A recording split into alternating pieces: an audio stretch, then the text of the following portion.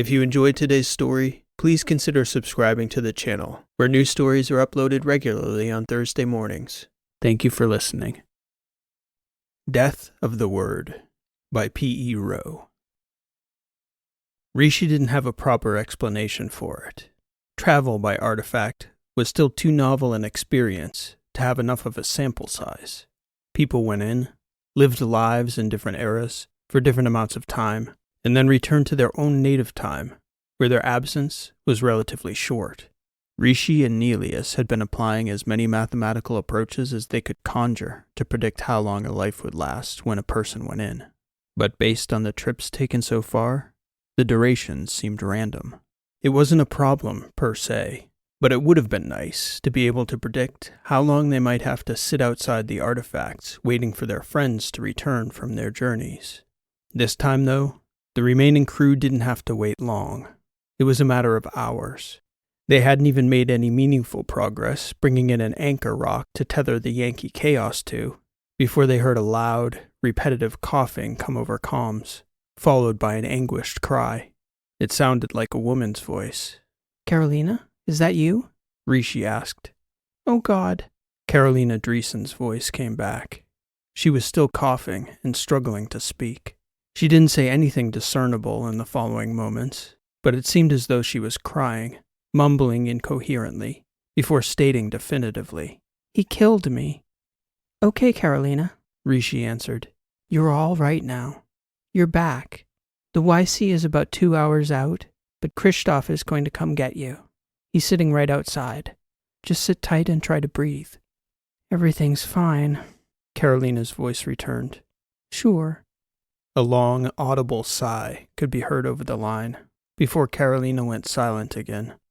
Fieldstone and Wren were sitting at the atrium table aboard the Yankee Chaos, listening. "Sounds like that went great," Wren stated. "Spat her out almost as fast as Drya."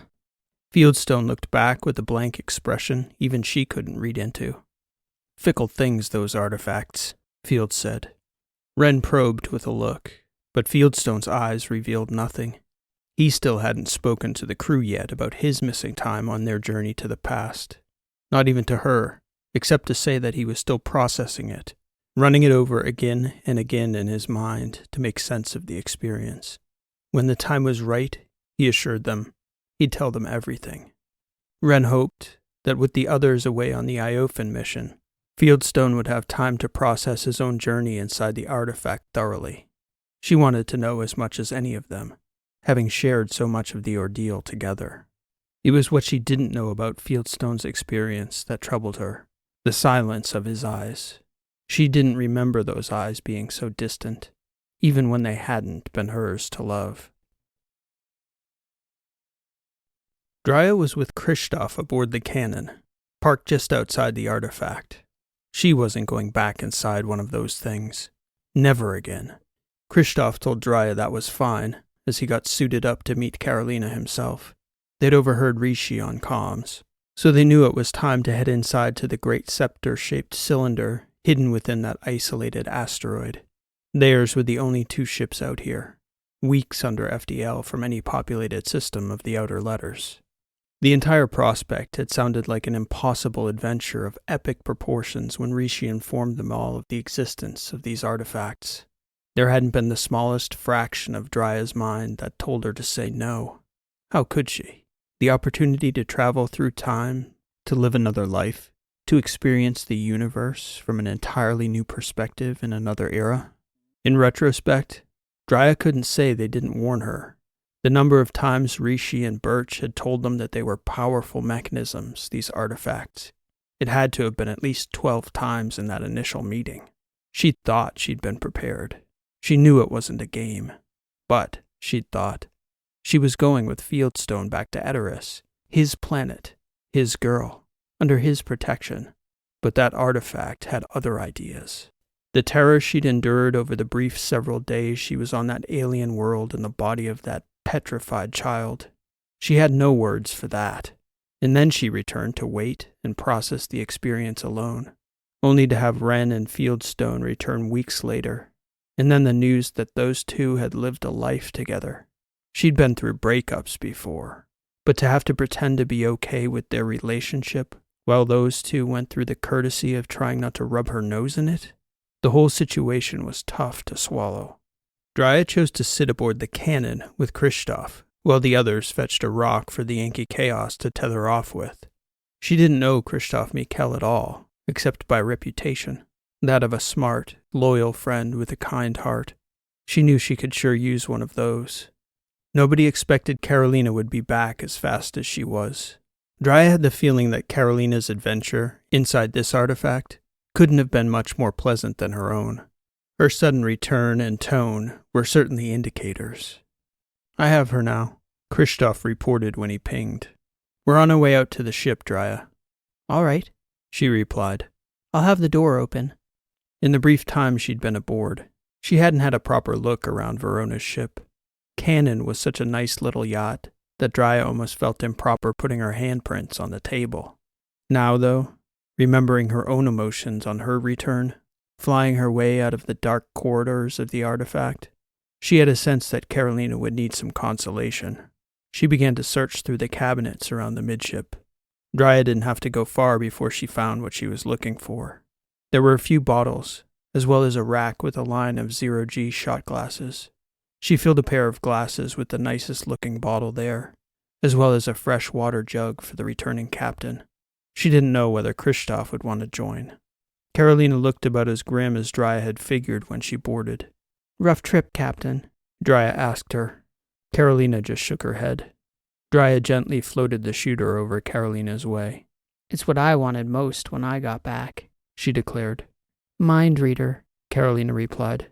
"Here's to our own lives." Dryad looked up at Kristoff to inquire whether he'd like to join them. Kristoff Mikkel merely shook his head subtly. "To our own lives," Karolina echoed, her bright eyes welling up with tears. They both drank. "Oh my God, what is this?" Dryad exclaimed upon tasting the spirit. Karolina exhaled. "That is the most perfect whiskey I've ever tasted." "Where did you take that from, Dryad?" Kristoff asked her. "From Verona's side cabinet there," she answered, pointing. "The thin bottle, the tall one. It looked good." Kristoff put his nose in the side cabinet to confirm his suspicions. "Shit, that's Birch's wood-aged whiskey." "I thought it must have been a wizard thing," Dryad replied. "Birch won it from the Rexes in the mech fights. Best not to drink it all on him." "Join us for one more, Kristoff," Karolina said. "Birch won't mind. I could use the help relaxing." "That bad a trip, huh?" Dryad asked. "The best part of it, I think, was the end of it. Feels like just a moment ago before I got here. It's so strange. But I was in this other life, failing, and I was losing myself. And then I woke up in the darkness in this park in Geneva, surrounded by the others. And then my own bodyguard murdered me." There was a long silence as Kristoff finished filling up the final shooter, tossing it to Karolina. He himself turned and floated over to the table to sit with them. He flashed both young women a pair of sympathetic eyes. "To our own lives," he repeated, "the lives we were born to live." "Amen," came the emphatic response from Dryad. The three of them toasted and drank in unison. There was no thought for stealth so far out from the lettered systems. The artifact was in an obscure, dim system with a distant brown dwarf at its center.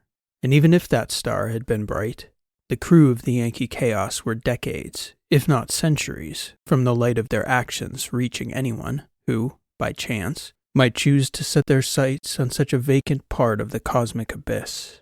Tethering the ships on rocks of similar mass was an oft-used technique for creating artificial gravity during long stops, but it wasn't something a ship would do if they had any cause to be discreet. Out here, though, no one believed discretion would be necessary. Karolina's unexpected return proved an ominous sign. None of their compatriots had escaped the trip into an artifact without a deep emotional impression lingering on their psyche, and Karolina wasn't the first to retreat deep into introspection. She spent her first several days back, almost in complete isolation. She couldn't hide from Rishi, though. "As much as I try not to impose, Captain, I do see everything aboard the ship. Rishi told her one evening as Karolina lay in her rack, sleepless. I think you should see Ren about the trauma. Or you can talk it through with me if you like. In the strictest confidence, of course. I'm still processing, Karolina replied. I do believe the challenge of that particular journey can come to something meaningful, but it's hard to get over how it ended. However you prefer to process. Just know that we're here if you need us, Karolina. You should get some sleep, though, and Ren can help you with that. Karolina struggled through a few more sleepless nights before finally relenting and visiting the doctor. She didn't like the idea of needing help to do something as natural as sleep, but Ren immediately reminded her how unnatural an event her brain had just gone through. We'll start with the herbal solution before going any farther, Ren assured her. Plants can do some amazing things for the brain. It took several more days and dozens of pouches of herbal teas before she felt like she was sleeping well again.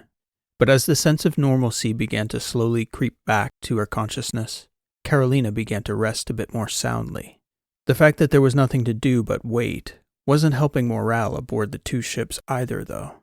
Karolina did confirm that the others, or at least 3 of the others, had made it safely to Iophos, and given the average life expectancy and the youth of their host bodies, a long wait for their return was a reasonable assumption. Everyone settled in. By week 4, Drya and Kristoff began to spend some time visiting the Yankee chaos.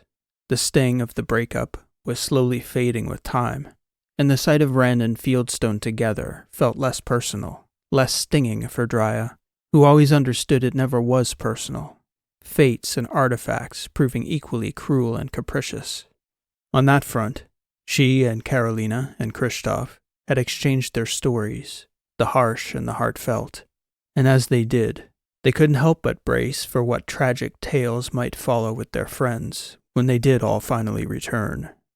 Rotation after rotation, days elapsed, both ships spinning around their respective space rocks. The crew expected that the only possible interruption in the monotony would be the return of their traveling friends. Karolina was in the midst of a nightmare, one of many since her own return, when Rishi pinged her cabin, slowly bringing up the noise level and the lights to wake her as gently as possible. She exhaled and squinted, then drawing a deep breath as she woke. Sorry to disturb you, Karolina, Rishi stated. I need you on the deck, please. Who's back? None of our party just yet. We have a contact. A contact? My father's ship again? Best come see for yourself. By the time she got to the deck, Karolina was convinced it must have been Nelius, possibly with Birch and Omar. I have a visual now, Rishi announced as Karolina arrived. They're running dark, it would seem. Rishi's android shell was seated in the first officer's seat, turning to meet eyes with Karolina as she entered and sat as well. Who's running dark? Karolina squinted, looking at the dim outline of the vessel magnified on the float screen above the front panel. What the hell ship is that? I don't have it in mine or Yankee Chaos's inventory, Rishi replied. I was hoping you'd know who it was. Karolina shook her head. It's not Birch? He and Omar aren't back yet. Plus, there's no reason for anyone we know not to jump right beside our ship. Our people all know where we are. This ship seems like they jumped to the system, and they're scanning it. It's only a matter of time before they see us. Too late to hide behind the artifact, I suppose, Karolina replied. Tactical assessment? It's more of a stealth cruiser, not a military vessel, non-commercial. Rishi seemed to pause. And found us. Pinging? Rishi nodded. What the hell? Karolina mumbled under her breath before directing Rishi to put up a visual. The man who appeared simply stated in a deep, gravelly tone, We're several minutes out from you on delay. We have no ill intent, Captain Dreesen. Jumping in closer. I always prefer a conversation to an exchange of messages. Please excuse the close approach. I know that voice, Karolina stated as the ship vanished from the float screen. But I can't quite place it. Rishi gave them an ETA of 5 minutes before the other ship would arrive within real-time comms range. About 3 minutes into the wait, Karolina asked Rishi to play back the message again. Then she shook her head. You know? Rishi asked her. Unbelievable, she replied, shaking her head. What the hell could he want? Rishi looked over at her, asking the obvious question with a look. The assassin, Karolina replied. I'm almost certain. Another minute later, when the ship jumped in close and pinged again, Karolina responded before the speaker even had time to greet them. I never got a chance to thank you properly for reaching out before, she stated. I don't even know your name, sir. I don't usually make it a practice to announce myself formally. That's not a custom in my line of work, Captain. I'm sure you'll understand, given the company you keep. Karolina couldn't help but smile. Well, sir, it's a funny corner of the galaxy to mysteriously bump into a fellow traveler. I can't help but think it's not a chance meeting. No, I've come to collect on a debt, if you'll permit, Captain Dreesen. Oh, I see. I was under the impression that your actions at Ashvadal were of mutual interest, and that your contacting us at Nyx was more of a courtesy than a contract. In the same spirit of courtesy, though, sir, I'll hear you out. You mistake me, Captain Dreesen. The debt is not yours, though I would appreciate it if you allowed me a word with your doctor. She owes you a debt? The assassin nodded. I wasn't aware. The killer shrugged. All right, Karolina said. Stand by, please. We're running on LCT. It's the middle of the night, and she's sleeping. Of course, the assassin replied. It is an urgent matter, though. The sooner, the better. Understood, Karolina stated, gesturing for Rishi to close the channel. Shall I wake Ren? Rishi asked. Quietly, Karolina answered. No sense in waking anyone else at this hour. A few minutes later, when a bleary-eyed Ren stepped onto the flight deck, she looked at the screen doubtfully when Karolina had Rishi pull up a still of the killer's unforgettable face. Your friend from Nyx, Ren, Karolina said. He wants to talk to you. What the hell does he want? Apparently he's under the impression that you owe him a debt of some kind. Ren shook her head at the screen and then closed her eyes. I'm not dreaming this, am I? This has to be some kind of... Ow! Karolina!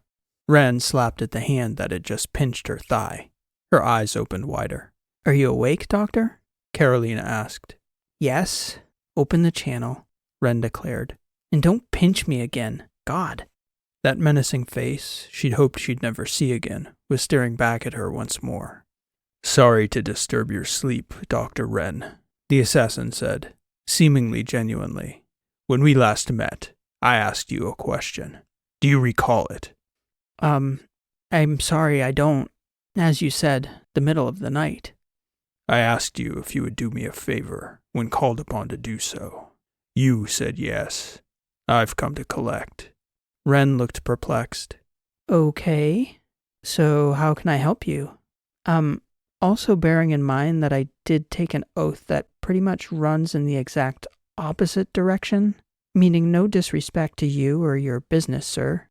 Believe it or not, I understand the importance of having a code, Doctor.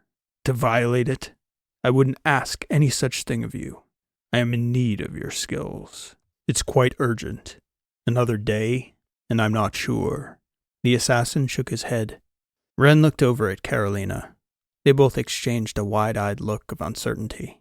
It was difficult to tell whether the killer's grim visage was his normal bearing or a product of his current predicament. You have a medical bay on your ship, the assassin stated, as though it was a half-question. I know the model. It's an intermediate LSS troop transporter, primarily for ops teams. You have a decent surgery aboard, and I looked up your whole crew after Ashvadal. I've seen your CV, Renata Shore. I know you're a gifted surgeon. The only question is whether you're willing to hold to your word this night. Stand by, please, a minute, Karolina stated. Of course, Captain, the assassin replied, before narrowing his eyes a bit. As I mentioned before, though, the situation is urgent. Karolina nodded before shutting the channel. Ren, what the hell? What did you tell this guy? I don't know. He had his hands around my throat. I thought he was going to kill me. I have no idea what I said to him. Well, what do we do now? How the hell should I know, Karolina? I didn't think I'd ever see him again. I mean, we can't exactly turn him away now, can we? I don't think he'd take that well. And if I may interject, Rishi added, How the hell did this guy even find us? Yeah, that too, Ren said. If he can find us all the way out here. We can't let him aboard, Karolina stated. Ren shook her head. I don't think it's a choice, you guys. If he wanted to kill us, he would have killed us before. Which means that if he wants to kill us in the future? Ren shrugged. Best not give him a reason to kill us, huh? Better to pull the thorn out of the lion's paw, I think. Rishi shook her head. Quickly, I'd advise, Doctor. I don't even want to begin to think about explaining to this guy what the hell we're doing out here. I'll do my best, but that ship has sailed. Ren gestured to the front screen, as though to say, there he sits. And there was nothing to be done about it but set the terms. Karolina brought the stream back up. The good doctor is happy to accommodate, sir. However, for the security of my crew, I have a few terms I'll need you to agree to before boarding my ship. Your house. Your rules, the assassin stated, nodding. We didn't, or I didn't get your name last time, Ren said. You can call me Murkst. Okay, Murkst. I'm Ren. Can you tell me, please, what's the nature of your injury? No, it's not me, Doctor. Best you just untether and let us in. The sooner we stop talking, the sooner you can start treating your patient. Fieldstone was already awake when Ren returned to their room. She told Fields that the assassin was coming aboard and tried to prepare him. He was huge, he was dangerous, he was ugly and mean. Only, Ren wasn't entirely sure about that last descriptor anymore. He hadn't seemed so mean in that conversation as they'd negotiated his admittance to her medical bay. In fact, he'd seemed almost perfectly polite and deferential. Don't do anything, Ren told Fieldstone as she got herself ready. We're going to be nice to this monster and get him off the ship as quickly as possible. Fields got up as well, getting right to work helping Rishi and Harold, who were in the process of untethering from the ship's anchor rock so that they could extend the YC's umbilicus to the assassin's ship. Even with Ren's declarations about the assassin, his tremendous size was a shock to Karolina and Fieldstone. It seemed like a struggle for the gigantic man to squeeze through the flexible tunnel, and then through the airlock, but it became clearer once he was inside the rear corridor of the ship, just inside the inner airlock annex, that it wasn't his size that had made the traverse so awkward. He was carrying something like a package across his chest, all wrapped up in a blanket. Fieldstone, when he looked a little closer, noticed a little sock sticking out beside the big man's belt. Oh my God, Ren declared at that same moment. What are you doing with the child? Your surgery, Doctor, the assassin replied, by way of instructing Ren to lead the way. Treatment first, then we can discuss the circumstances. We'll be disconnecting and tethering for gravity again, Ren declared. I work best in gravity.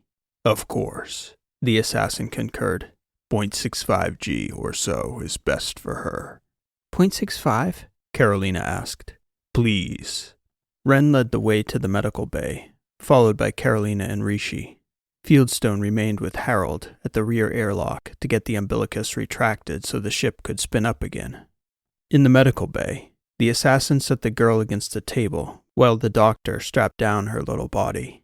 Oh, Ren stated, as she extended a strap against her diminutive torso. Is she? She's not a child, the Murkst declared. The injury is to her upper left arm. The bone is broken. He pulled away the blanket that was wrapped around the girl's arm. Her entire forearm and hand were swollen and purple. When did this happen? Ren asked. Her tone now fully shifted from surprise and shock to clinical precision. Almost 9 days now. Mechanism of injury? How it happened, you mean? Ren nodded. It was crushed in a door. A metal mechanical door. Ren wasn't yet examining the arm. She had the scanner above the table. She placed a band on the girl's opposite wrist. Do you have any data from the flight? The Murkst dropped a data folder from his wrist to the doctor's float screen. Is she sedated?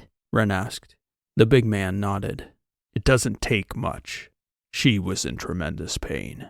I don't have great medical equipment aboard my ship. Certainly nothing that could handle anything this complex.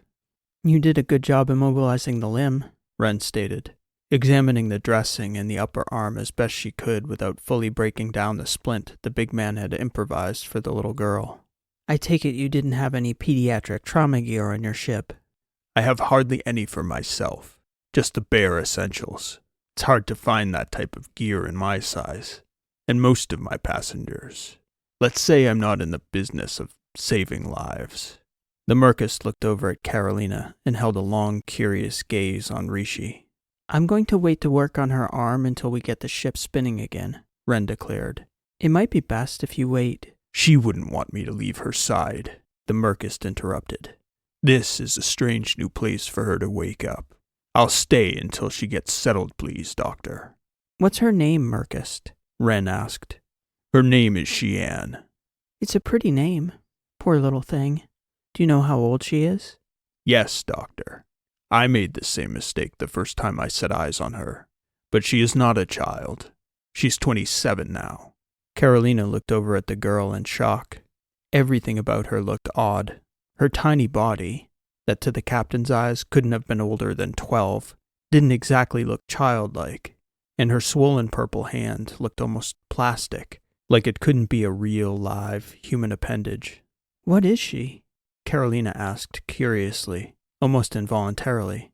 The Murkst turned to Karolina and gazed at the captain with a look of surprising incredulity, followed by a moment of unexpected patience, and simply replied, She is small, Captain Dreesen, and she is gravely injured. That is what she is. Over the next several hours, Ren asked quite a few questions the Murkst declined to answer. One was why he'd flown all the way out into the middle of empty space to seek medical attention from her, when there were obviously numerous outposts with medical facilities out in the Taus, the Sigmas, or even the Mu systems. Similarly, she was curious to know how the hell the assassin had found them out there. That question wasn't just a pressing issue for Ren about a serious security threat, but the Murkst told Ren that none of that mattered to him if Ren couldn't save the girl. The nature of their relationship was another curious question to Ren. It was bizarre, sure, but nothing about the way he talked about the girl, or looked at her, seemed inappropriate or untoward, which was to say that the relationship seemed entirely platonic to Ren. But she was surprised by the fact that the killer seemed to genuinely care for Xian. Dr. Ren hadn't expected that from him. There were layers to this Murkst she'd never have foreseen. She could also see him noticing things around the ship as those first several hours ticked away. Rishi in particular caught his eye. Our new pilot, Ren tried to explain, and she could tell that he didn't fully buy that story. His eyes revealed that the Murkst knew there was something deeper there. Similarly, the presence of Fieldstone and the absence of Transom was marked by a wry comment to Ren that her captain had traded in her Terran bodyguard for an older model, to which Ren just smiled in a way that also caught the killer's attention. Where they did speak more openly was about the girl. The crush injury itself was quite devastating. Ren promised to do her best to save the limb, but she couldn't make any stronger promise than that. On day one, it would have been a tall task. Even with all her experience in that dire art, her little humerus wasn't just shattered, more crushed into dust. There wasn't much left to set in that middle portion of the bone. Luckily the door, if it was a door that had crushed the arm, as the Murkst had reported, hadn't been so wide as to encompass the full length of the bone. In fact, it was about 8 centimeters of total destruction in the very middle of her humerus, and there was a proximal head as well as a distal fragment that were still very much intact. They might even stay that way if Ren could manage to salvage the blood vessels feeding them oxygen. Ren explained her plan to the Murkst. She couldn't see waking the girl for her consent. It wouldn't have changed her plan anyway. She'd print a replacement bone segment, cut the upper and lower remaining pieces of the humerus so she had a nice clean plane on both sides to affix the hardware to, then do her level best to repair as much of the vascular tissue as she could manage. The rest would be up to the little woman's own body to repair. It's going to be a very long surgery, she told him. I'll need to be meticulous with the blood vessels around the bone. The muscle? I'm going to do my very best, but it'll be a challenge. And even if I do the best work I've ever done, her body is already... I understand, Doctor, the Murkst said. Don't waste any more time on me. You're going to have to leave me to my work, please, Murkst. I'll take very good care of her. I wouldn't have brought her to you if I thought otherwise, Doctor. I'll be outside. Ren had a strange realization as the Murkst declared that he would be there, just outside her operating theater, that before the previous few hours, such a declaration would have shaken her to her bones with terror. Her hands would have trembled. But she wasn't afraid of him, nor of failing to save his tiny friend's barely living arm. Ren didn't fear anything in that moment, which was a feeling she genuinely never felt before such a procedure. Not ever. No, she just felt hopeful and determined. The rest was out of her hands. Your little friend, Karolina said to the Murkst as he sat by himself at the atrium table. She's in capable hands. I'm grateful.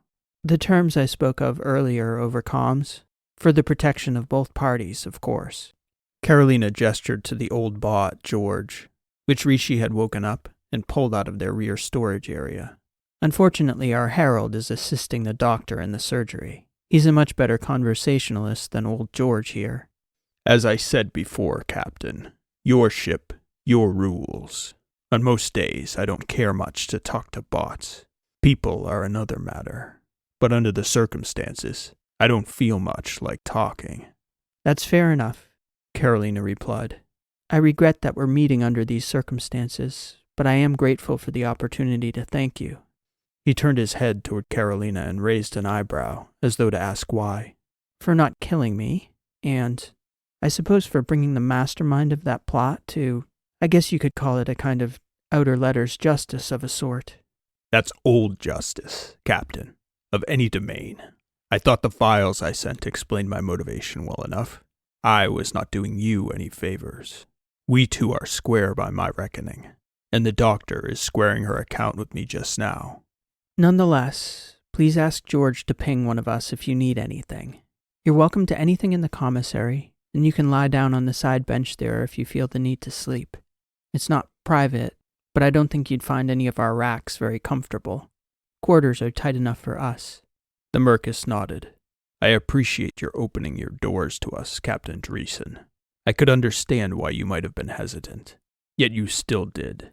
Oh, Karolina exclaimed, and it seemed to him as though she was reacting to something totally unrelated. Is everything all right? The Murkst asked. It just struck me suddenly. I'm sorry. It's probably totally unremarkable to you at the moment. Never mind. He turned his head toward her, that big, homely head. Captain Dreesen, you can't react like that and then fail to explain yourself, especially if you think it's nothing significant. It's just, there was an ancient word for it. Not hospitality exactly, but bigger than that. The duty to treat the stranger as an honored guest. It struck me that this was just such a circumstance, a synchronicity of a kind. It was called Genia. Genia, yes, I've heard of it. It's still called that, and it was travelers that were to be welcomed, as I recall, not necessarily strangers. Either way, I am not a visiting god in disguise, just a man. Nevertheless, you and your crew do our ancestors and their deities proud. I'm going to get some rest, Karolina declared, excusing herself. The Murkst nodded as she turned to leave the atrium. Can you dim the lights, Bot? He asked George, who stood beside him at the atrium table. It's awful bright in here just now. The Murkst's eyes were nearly as bloodshot as Ren's when she finally re-emerged from the medical bay, nearly 17 hours after the surgery began. May I go in? He asked her. Ren shook her head. Sure.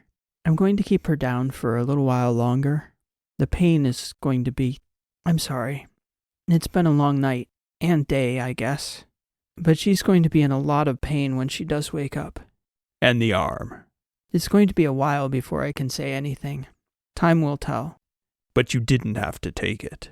Not last night. The Murkst nodded. Thank you, Doctor. I'm going to get some rest, but Harold will have eyes on her at all times, and he knows when to get me. Ren took a deep breath and walked back toward her quarters beside the medbay. The Murkst, meanwhile, got up and headed back into the medical bay to set his tired eyes on his ailing protege.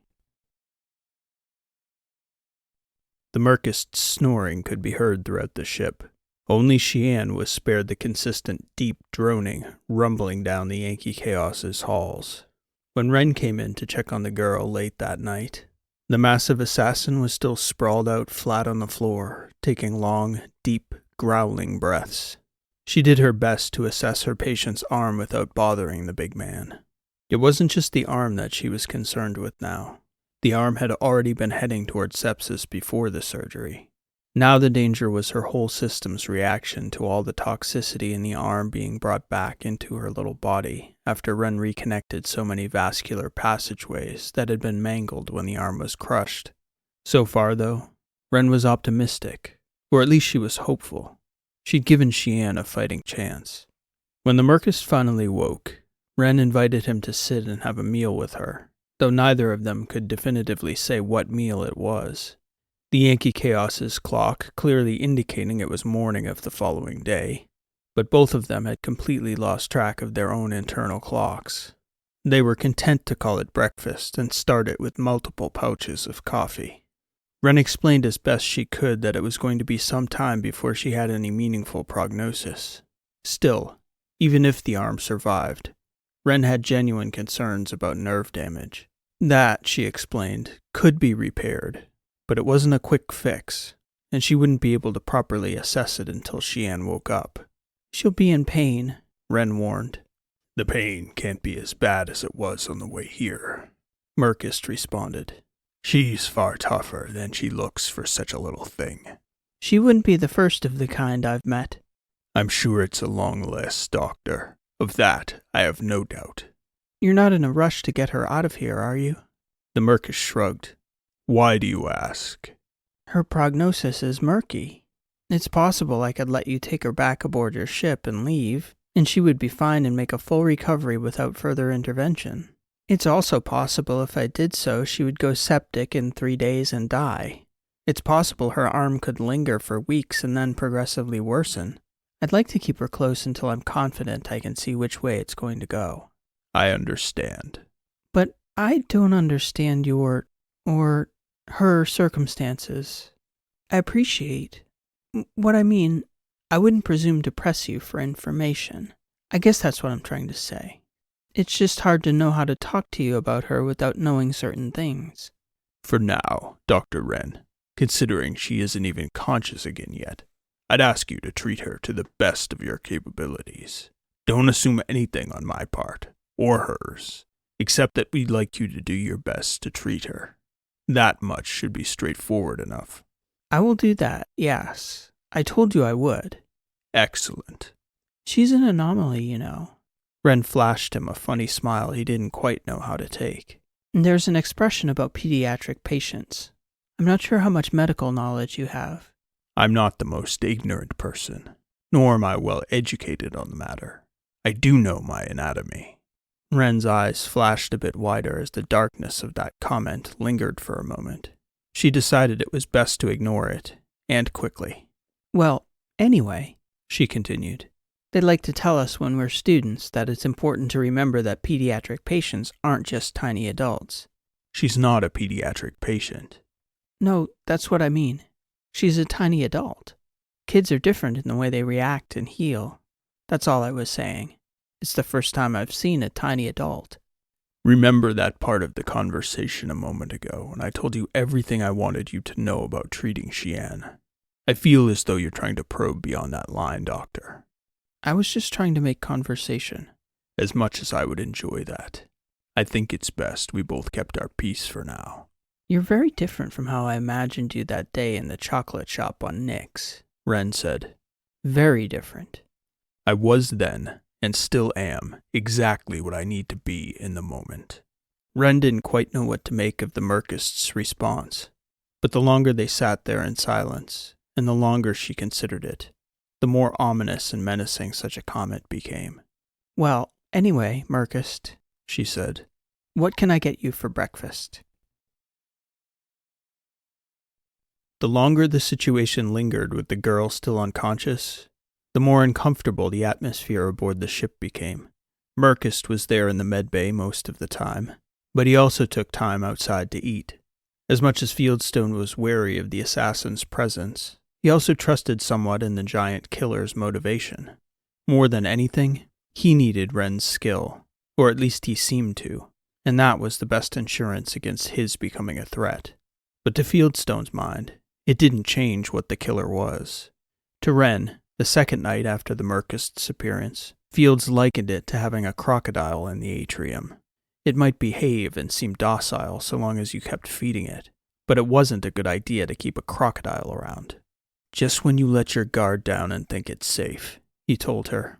Creatures like that have a way of reminding you what they are. That's what I felt like about Transom for about a year, Wren whispered back. He turned out okay. Fieldstone shrugged. Did he? The question hung between them for a moment, especially in light of the way Karolina had returned from Iophos after Transom had choked the life out of her host's body. Just be polite, Wren told him. Murkst seems to respect that. I know better than to piss off a man like him for no good reason, Wren. We just can't forget what he is and let our guard down. He makes that kind of hard on his own. That was true enough. The assassin's physical presence was a constant reminder of just how dangerous he could be. Fields couldn't help but assess a man like that, just as he did with any man. A fighter can't help but see it in others. And in the Murkst, it wasn't just a powerful, lumbering behemoth you saw. The way he moved was precise. The way he took space, deliberate. He did not want to fight that man, and he told Karolina as much in a quiet conversation. The captain, for her part, mostly agreed, but she also needed to talk to that crocodile. There were questions that needed to be answered. She approached him as he was seated at the atrium table eating a lunch the following afternoon. May I join you? She asked. Harold approached the table, and after a few moments, Rishi came up from the flight deck with Fields, who remained in the front corridor just outside of the big man's field of vision. It's your table, Captain Dreesen. You shouldn't have to ask me. Karolina nodded. Please, the title is too formal. Call me Karolina, Murkst. He shook his head. Nah, too familiar. Sorry. The daughter of Athos can't be on a first-name basis with a man like me, even this far out in this desert of vacant galaxy. No? The Murkst huffed, as though considering. It's tempting to think that title shouldn't mean a thing in an uncharted stretch of space like this. That's where I think they mean the most, though. The machinations of civilization. If we don't remember what we are out here, then we were never really civilized in the first place. Don't you agree, Miss Dreesen? Is that okay for you? Sure. Miss Dreesen is fine, Karolina answered. I don't know. I haven't given much thought to a question like that. I have. See, I have a lot of time to think about such things. I've spent a lot of time alone out in space. I suppose you would have.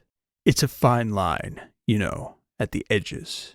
I imagine that in Athos, the machine is so finely tuned that it doesn't even strike most people as a possibility that civilization could break down. Or how. Oh, we understand well enough. Some of us do, anyway. Your family, yes. I imagine you would. It's your job to lubricate the wheels, I suppose. Or perhaps it's fairer to say, remove impediments to the ring's steady operation. Things of that nature. All of the above. True. That was what I found curious about finding you out at Ashvadal, Miss Dreesen. But asking questions like that. Not my function, you see. I suppose you could think of what I do as in the same realm as your family's family business, just a different sector. You're a curious fellow, that's for sure. And you're a curious young lady. Karolina looked over at him. He looked back over at her, and then at Rishi. Physically, it wasn't quite like having Transom sitting at the table with them, but Rishi's function was the same there, even if the Murkst didn't exactly know it. But he did sense something, even if it wasn't explicit. You're quite good at this, you know, the Murkst finally said, breaking a rather long silence. The art of saying a lot without saying anything at all. Something you know something about, Murkst, I'd wager. Here we sit. I get the sense you want to change that, but you don't quite know where to begin. Neither of us even knows what the other is bargaining with. I have a sense, though, Miss Dreesen, and as I am a guest here on your ship, perhaps I should make the first gesture. Please, Karolina stated, gesturing for the Murkst to continue. Do you know what an illusionist is, Miss Dreesen? I do. In fact, I've met one before. Really? On Athos? Karolina nodded. Most people don't even know what they are. It's quite a rare art form these days. I had to read about them. Fascinating business. Performance art of a sort. I've seen videos, but I've never met one in person, which makes it harder to know how much is real. Videos are so easy to manipulate. The man I met made my own jewelry seemingly disappear before my very eyes. Karolina replied, smiling. Poof. A man after my own heart, the Murkst stated with a dark grin. Of course, my art form is making other things disappear. He could see Karolina growing uneasy. Apologies. A little dark humor. Anyway, the Murkst continued. Back before the days when people came to believe science could explain everything, most people believed in magic, gods and goddesses in their midst, witchcraft. Back then, illusionists called themselves magicians. They knew what they were, but it was a kind of guild secret among their fellow practitioners that they were practicing illusions and not magic. It was a violation of the highest order to reveal the secrets of their trade to outsiders, lest the public find out that they were ordinary tricksters plying a trade, and not genuine shamans manipulating supernatural forces. For a long while, they kept that secret very seriously. I didn't know that. It's true. In fact, there were cases of magicians disappearing in my manner of the word, on the mere hint that they were revealing too much. And you might wonder, how then would the craft survive? Apprenticeship would be my guess, Karolina stated. You are correct, Miss Dreesen. Magicians often did take apprentices, usually within the family. But then there were the childless practitioners, or the ones with children who had neither the interest nor the talent. Those magicians often trained assistants or employees to succeed them. But then, what almost always happens when the student surpasses the master? Tension, bitterness, infighting. To say the least, yes, Miss Dreesen. So inevitably, the secrets were bound to get out, especially once cameras and computers could dissect a performance frame by frame. Then, magicians became illusionists, performance artists, a different kind of dancer. The magic was gone. I presume you have a point, Murkst. You need to know my magic tricks, or at least the one that pertains to your security. Karolina flashed a muted smile. How the hell did I find your ship out here, right? That's the one. Now we're talking, the Murkst replied, nodding. The thing is, though, I can't figure out what you are, Miss Dreesen. You're certainly not an apprentice.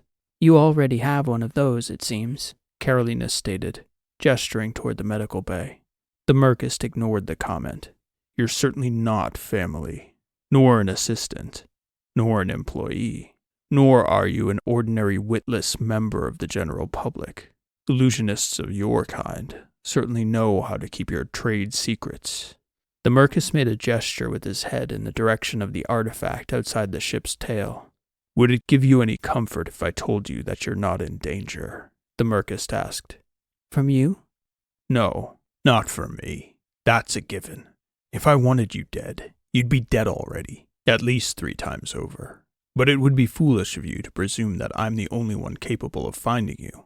If I can, surely another can as well, no? You've revealed a grave flaw in my security. That's a fact. And you're not sure how. It could be your ship. It could be a member of your crew. The doctor would be the chief suspect there, as she and I had direct contact before. It could be something else entirely. The Murkst took a long pause to examine Karolina's eyes. What do you want? She asked him. I don't suppose you'd believe me if I told you I simply wanted your doctor to fix Xian's arm. With all this talk of illusion and magic tricks? Would you believe it if she woke up and told you herself? But with illusionists, the assistant is usually in on the trick as well. A near-fatal arm wound like that. That's some commitment to the part, I'd say. In your line of work, it wouldn't be straining the imagination too far to ask whether Xian was a willing participant. The Murkst nodded.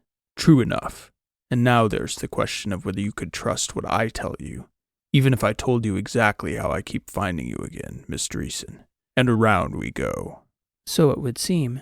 You have your tricks, the Murkst said, glaring across the table now at Rishi. I have mine. The art of saying much by saying nothing, Karolina said, seeming to punctuate the conversation. Act up, came a noise from behind the table, where Kristoff's old bot George was keeping his station. The bot's head twitched and then turned back toward its original position. Glitchy little thing, the Murkst stated. He's been switched off for a while, Karolina answered, beginning to get up from the table.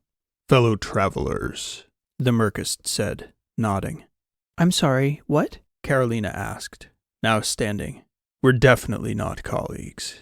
Even that, as I said before, would be too familiar. I suspect we're fellow travelers, which makes our connection, such as it is, more of a business relationship. A cordial one, I hope, Mr. Murkst. The assassin smiled, returning a doubtful look. Karolina looked back at him probingly. He was shaking his head.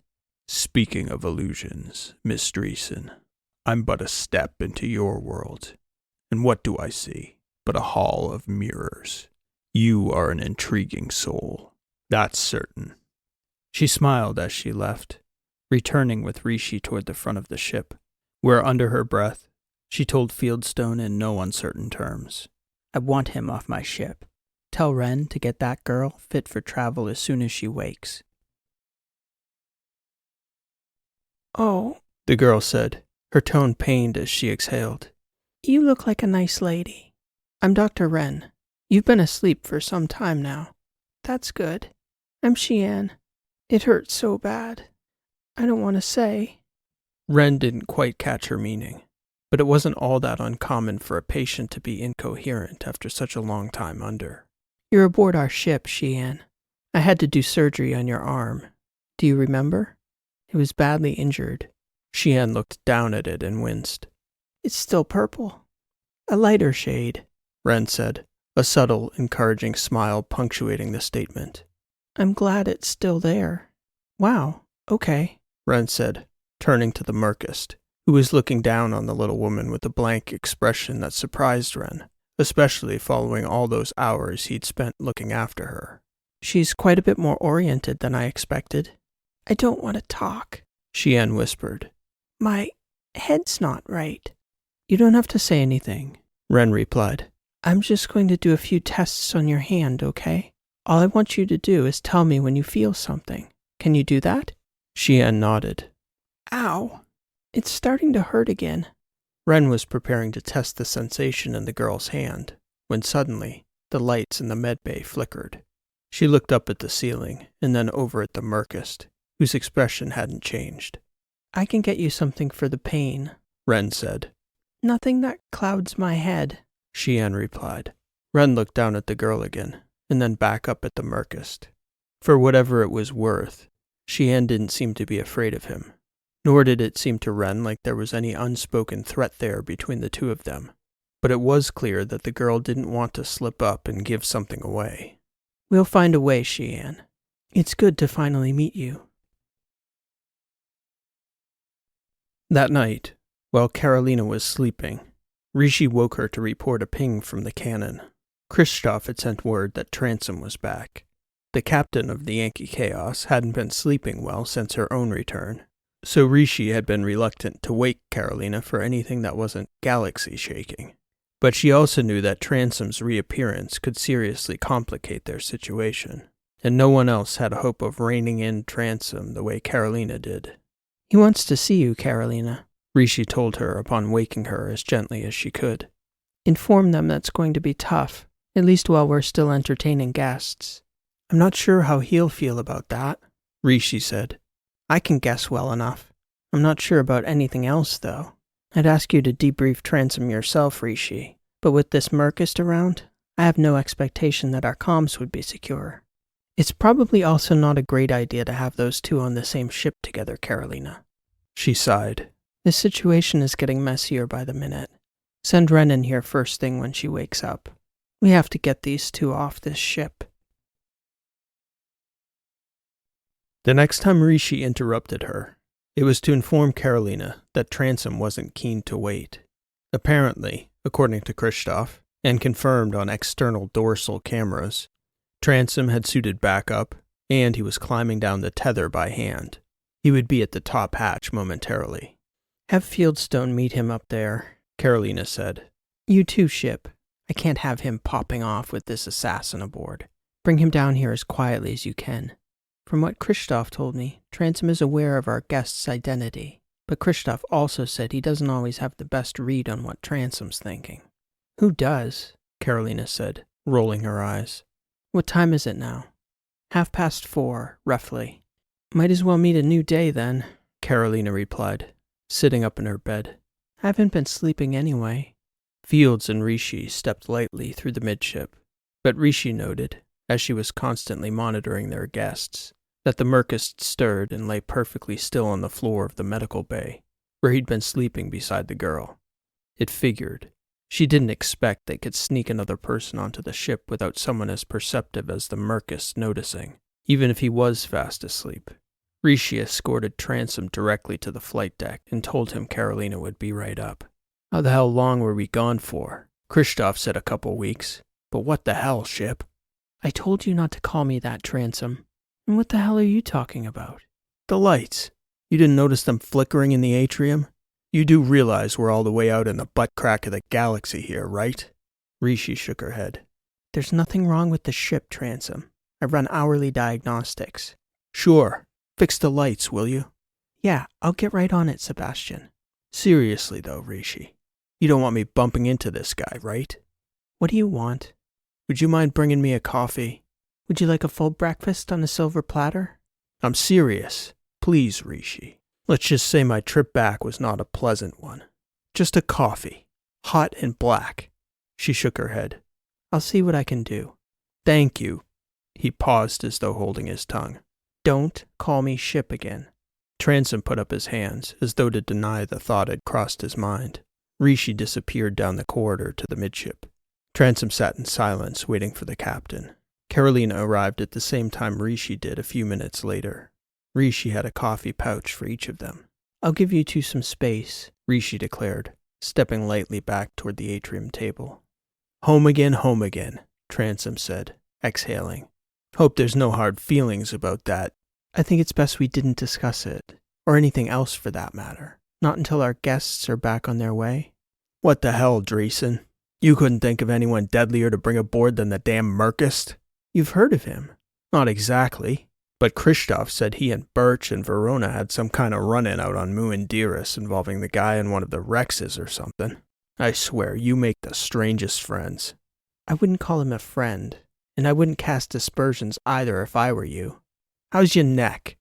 My God, you're an asshole. That was the first time I ever murdered anyone to save their life. And the last, I hope. He shrugged. Maybe I'll let the big guy have his turn. Transom squeezed his elbow into a tight angle, then flicked the top off his coffee pouch, making a soft popping sound with his lips as he did. You know, Sebastian, I really missed having you around. That's great. How are we going to get these assholes off our ship, Dreesen? Got a plan yet? Yeah. It involves you shutting the hell up and behaving and letting the doctor do her job. You know, as I seem to recall, I was the one who actually managed to behave myself back in Geneva. Someone else I know? He shook his head at Karolina. Different story. How are the others doing? She asked him. You mean the professor? I meant the others. Right. He was heartbroken. Wanted to jump right off the Anavan Tower the first night you left. Goss had to talk him down. He was crying and everything. Real sorry scene. I'm going to hire that assassin myself if you keep this up. They're fine, Karolina. Whatever. We can't debrief until our visitors leave anyway. Most of it's still fresh in my mind, Transom said, pointing to his head. I'll try to write down as much as I can until our guests leave. Then we can talk. So it wasn't fruitless? Karolina asked. her tone sullen, almost defeated. I felt like it was a waste. My part, anyway. Transom shook his head. I don't think so.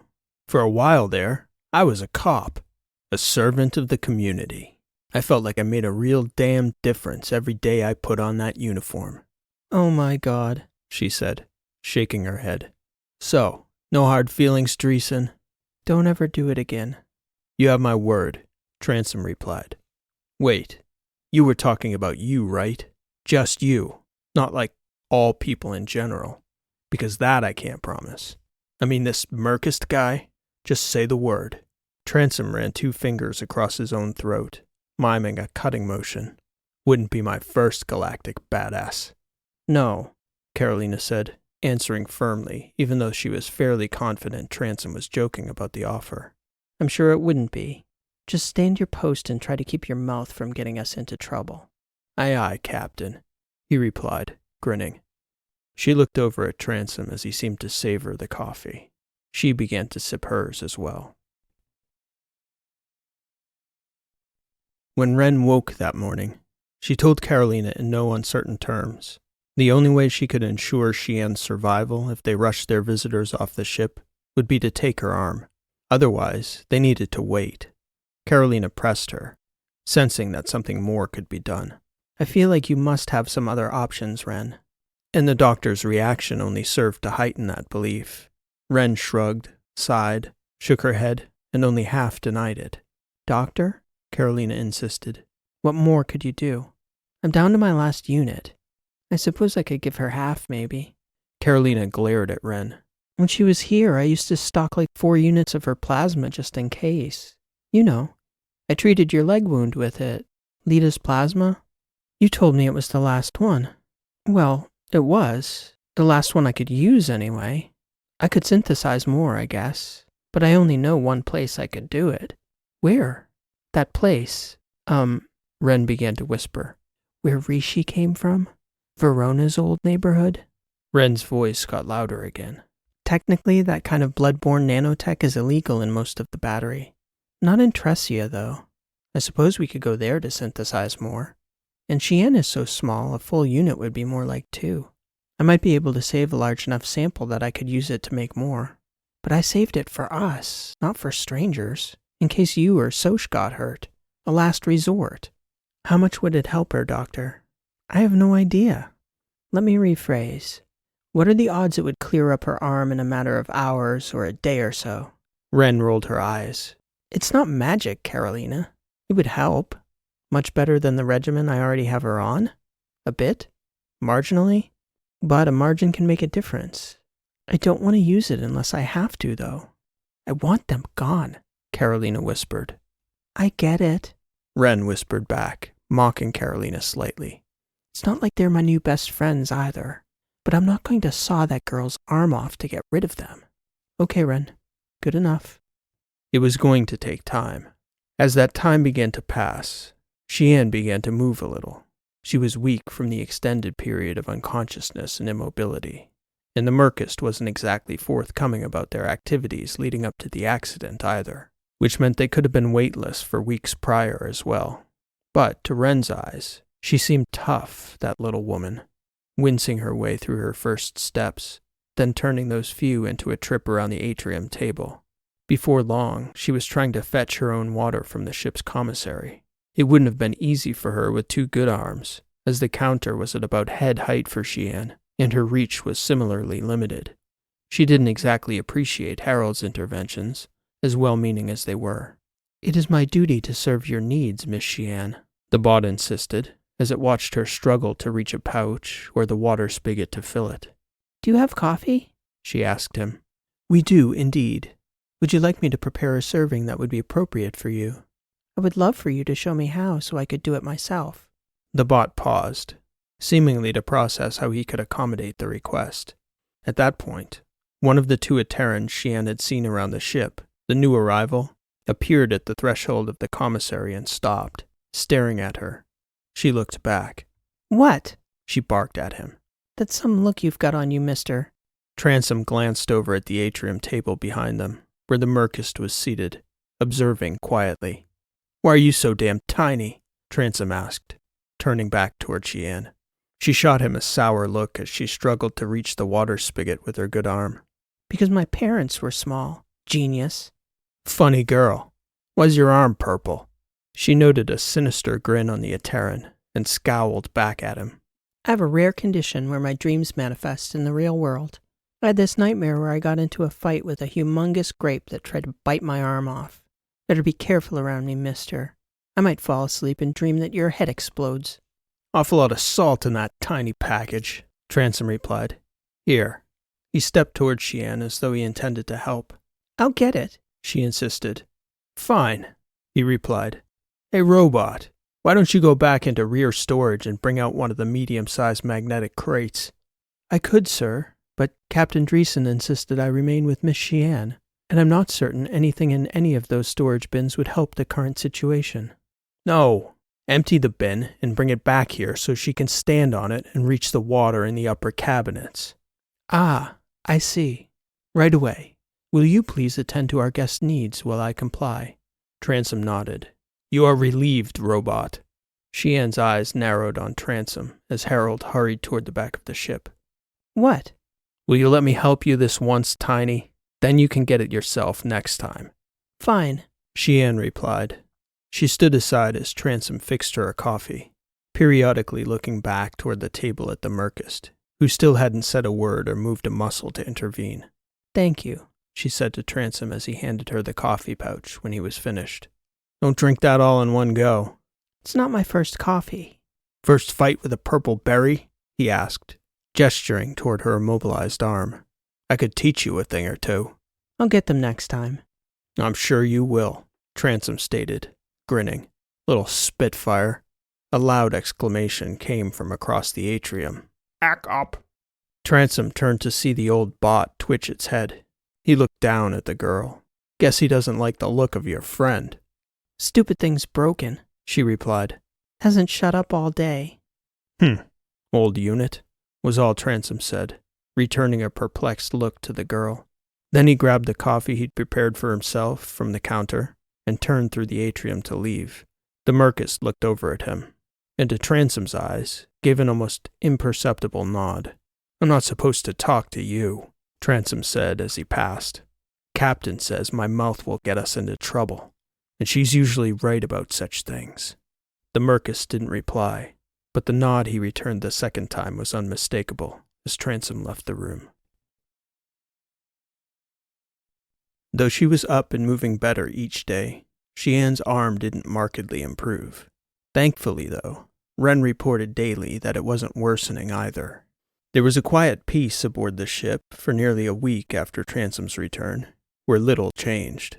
Karolina had put George away after everyone complained, not just Qian and the Murkst. He'd continued glitching all day and night, the same verbal tick every 30 minutes or so. Ack up! Similarly, though much more troubling, the lights continued to flicker in various different areas of the ship. Rishi couldn't explain that curious malfunction either. Just as with old George's diagnostics, everything was coming back in the clear. The anomaly was just a flicker of the lights, but it was disconcerting enough that everyone had begun to exchange quiet looks whenever it happened. You know your lights, the Murkst said to Karolina one evening as she passed through the atrium. Then he paused for a moment, turning his head. Dangerous thing to be all the way out here if your ship malfunctions. Thankfully we have our friends just outside, she replied, referring to the cannon, where Kristoff and Drya were parked by the artifact's outer door. And we're certain it's nothing to worry about. Diagnostics are all green. Let's hope your diagnostics are correct, Miss Dreesen, the Murkst replied. And because of his manner of speaking, his comment couldn't sound anything but ominous. Karolina didn't say any more, merely nodding and heading back toward her stateroom, where she promptly called Rishi, Transom, and Fieldstone to the flight deck to discuss the matter. I have 2 theories, Rishi explained to them all when she arrived. I've been looking over George's systems, and everything seems fine.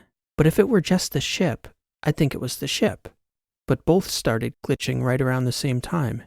Which also happens to be almost exactly when our new friends arrived, Fieldstone stated. His voice hushed. Rishi turned her head around and shut the door to the flight deck. All right, Transom said. Somebody give me a good reason we don't immediately eliminate that possibility. Because I'm not going to sanction the killing of a man who came here as a guest, Karolina answered. Especially one who saved all of our lives not too long ago. Funny how he keeps turning up, Transom replied. No, Sebastian. No. We don't even know he's responsible yet. Plus, there's the matter of the girl. Yeah, I'm doubtful he's behind it, Rishi added. I've monitored their every move, and there's been a bot within a few meters of them the entire time they've been aboard. So it's all a coincidence. They show up and immediately all our shit starts glitching. Do you have a better theory, Rishi? Karolina asked. So far it's just George and the YC acting funny, she replied. But there's something else I haven't mentioned. I actually think it might be the artifact interfering somehow. I'm not sure how or why it would just affect those two systems aboard the ship, but I've also been having trouble with my nodes. Rishi pulled up the shirt sleeve her technological body was projecting as a flight suit. Wait, your shell is glitching too? And this is the first I'm hearing of it? Karolina asked. Not the shell, Rishi replied. No systems in the shell itself are malfunctioning. It's just the nodes. It started right around the same time. They got a little glitchy for a couple days, and then they've been silent. So you're not getting anything? No data stream from... Transom tilted his head toward the artifact. No, Rishi replied. It's happened before. A few hours here and there. Sometimes even a day or so. I'm not sure why. But never this long, Fieldstone asked. No. It could just be a period of uncertainty. Like something happening now is creating a big shift. But I only have a few inputs, Rishi stated, pointing to the nodes on her forearm. And then she looked back toward the door before turning around again and whispering. Nelius has hundreds. He wasn't reporting any problems before yours went down? Fields asked. Rishi shook her head in the negative. I don't know what to make of it. But it could just be a totally normal function of the way they work. It's still all a big mystery how they function. We certainly all know how powerful. Yeah, Karolina stated. Enough about that for now. Big man makes a point about getting stuck out here, Fieldstone noted. Have Kristoff and Drya reported any problems with the cannon? No, Rishi answered. And really, let's not overreact here. It's just a glitchy old bot and a flicker of the lights. We have no reason to think it's anything more. None of Wren's equipment has had any problems while treating our little visitor. None of the ship's major systems have glitched. External arrays, atmosphere, the generator, FTL. Everything is returning perfect diagnostics. Okay, Karolina agreed. Let's not overreact, especially with visitors aboard. But I think I'd like you to bring George back online again, Rishi. Captain? Rishi asked. Canary, Karolina replied. Rishi tilted her head as though she didn't get the reference. Then she nodded. I get it. Monitor the symptoms in case they progress. I'll see what I can do to turn down George's vocal decibel level. Ack op, Transom barked, startling everyone for a moment. Fieldstone snorted out a laugh. Ack op. Muzzle it, Sebastian, Karolina stated, shaking her head. Covert operator my ass. Let's not talk about your ass, Captain, Transom replied. We've got enough to worry about around here without any more distractions. Funny, Sebastian, Rishi stated, opening the door to the flight deck. I'll let everyone know if I have any updates. Rishi's forearm shifted to project a full sleeve with the flight suit again covering the nodes in her morphing nanotech dermis, all the way down to her wrist. On the 10th day after Xian woke up, with her arms still lingering in a tenuous state of stagnation, Ren went to Karolina and told her that she was down to her last intervention, the final unit of Lita's plasma. She told Karolina she was going to use it, all but a small enough sample size to synthesize later, if they ever got back to Tresia or Edis Ali's vault again. If it doesn't turn soon, Ren said, even with the plasma infusion, she's going to lose the arm. There was a long pause between Karolina and Ren, where both of them seemed to weigh the prospect of having to tell the Murkst that they couldn't save Xian's arm. Why did I wait so long? Ren whispered, shaking her head. Because you take care of your own first, Ren. Karolina stated. And you'll never have to apologize to your people for that. Your people. It was courageous to wait this long. Ren got her head together and walked back to the med bay to administer the last resort treatment. She could tell by the skepticism and the little woman's face that Xian was already preparing herself to lose her arm. Later that same week, Karolina woke in the middle of the night, startled again by another nightmare. They hadn't abated in the time since she'd returned, and the stress of the current situation aboard the ship, coupled with the sense of stagnation in their greater mission, hadn't helped her demeanor any. She got up and went to the commissary to fill her water pouch again. Then she figured it might help to sit on the deck and watch the stars spin for a while, to let her head clear for a bit before trying to go back to sleep, hopefully without the foul taste of the nightmare fresh in her mind.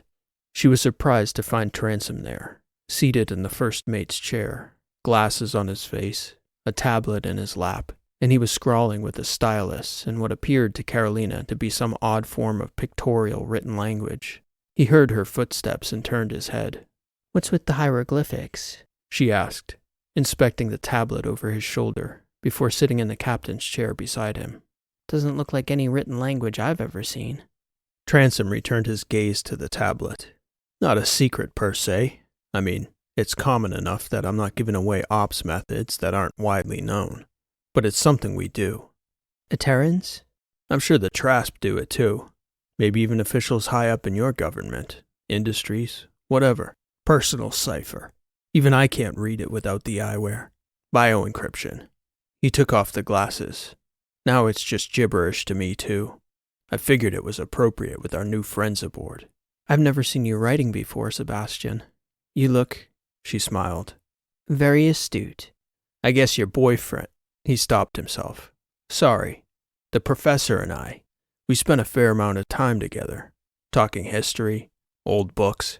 I taught him a thing or two about surveillance. We talked about writing, too. So you're writing now? Well, this is just the important stuff. The things I have to remember from... Transom gestured toward the artifact, and then toward the back of the ship. Those things that couldn't be said with the visitors aboard. He's sleeping, Karolina stated. I heard the snoring from the commissary. At least one of us is sleeping well anyway. Yeah, what's up with you? I didn't want to pester you with it, but you haven't looked so good since, what is it? Still got a lingering aftertaste? I'm not sure if it's related or unrelated. Probably related. Karolina nodded. Probably related, yes. But I've been having nightmares. The same one? I don't know. Maybe. Not always. What's tonight's? Do you remember? Karolina rolled her eyes and exhaled. I'm always trapped somewhere, and I have the feeling I can't escape. Wow. Can't imagine where that might have come from, Dreesen. We'll have to scour the galaxy for an expert who can read between those lines. Shut up for a second, will you, Sebastian? Transom shrugged. Fine. This one, I was in my bed, in my cabin, but it was higher up, like on a bunk. And down on the floor, there was this pack of wolves circling around the bed looking up at me. You know there's not enough room in there for a pack of wolves. Dreams don't make sense, Transom. No sense at all. Yeah, anyway, I have this terror in my heart that they're going to consume me the second I try to step down. But I also can't flee anywhere either. So I'm just stuck up there with that same terror in my heart, and I can't get away from it. And then, usually, I wake up sweating. Sometimes it's different circumstances, but it's always more or less the same feeling. All right, that's it? Don't say it like that. What? How should I say it? It is like that. You just need to straighten your mind out. Yeah, just act tough and it will go away. Sure. I'm dead serious, Dreesen. I thought you'd moved beyond this crap. Transom. No, shut up and listen. This is bullshit, and I'm not going to accept this from you. Look at me. She turned her head away, but something in his tone brought her eyes back to him. I am not Zeldin Swinney. Never was. Not for 1 second. And you are not Lee Ira. Whatever the hell you had swirling in that head, it was something, but it wasn't your shit. Don't let it complicate your life. You are Karolina Dreesen, and you do not have the luxury of moping about and twisting yourself into a state like that girl did. She's irrelevant to you, and so is her baggage. That's point 1. Should I be taking notes? He shoved his tablet into her lap. That'd be a start. He barked at her under his breath. Point 2. That pack of wolves circling you, I am always there in it, waiting for the first hint that any one of them has it in their mind to lift their jaws toward you with bad intentions, and I will tear out their throats the second they do. That's my job. That's not Fields' job, not Sosha's job, not Birch's, Rishi's, or anyone else's job but mine. You can't be afraid of the damn wolves. They're my concern. We can't afford you worrying about that shit. Karolina sighed. Got any more sage advice? Any more points? Go see Ren if you can't sleep. I'm sure she's got something that'll work. Herbal derivative. Something stronger. I already did. Good. Transom paused and shook his head. On second thought, it's not a bad thing we've got these visitors here. Take the time. Get your head straight. Write it out. Bring me a tablet and I'll set you with your own encryption. I might do that. We haven't talked yet, for obvious reasons. But some things happened back there. We're in it deep now, Dreesen. You can't carry any of that experience from there into here. And that's all I'm going to say about that for now. Karolina sighed. All right. That's, thank you, Sebastian. Thank me by doing. Good talk, she said, handing him back his tablet. I'll leave you to your writing. Transom nodded and took the device back, returning his attention to where he'd left off. Rishi was consulting over a secure stream with Kristoff almost daily, troubleshooting George's glitch, which persisted but didn't worsen. So too did the ship seem stuck in the same sort of stagnation. Kristoff had several ideas about the possible origin of George's minor malfunction, but one by one, as Rishi ran diagnostic after diagnostic, each idea proved fruitless in terms of explaining the bot's strange behavior. Ren, though, was reporting a slow, slight improvement in Xian's arm. By the 5th day following the infusion of Lita's plasma, there was a measurable improvement in the arm's color and blood flow. Vessels in the upper arm were beginning to repair themselves. Sensation improved, and she was moving her fingers more easily. The pain was still constantly present, but Ren was hopeful it would abate as the arm continued to heal. She wasn't ready to let Xian go yet, though. Even if she progressed to the point they believed she wouldn't go septic if she discharged the girl to the Murkst's care, it wouldn't do any good if she was in constant, throbbing pain for the rest of her life. Quietly, though, the little woman herself began to grow more optimistic. Still, though, there wasn't much conversation between the crew of the Yankee Chaos and their guests.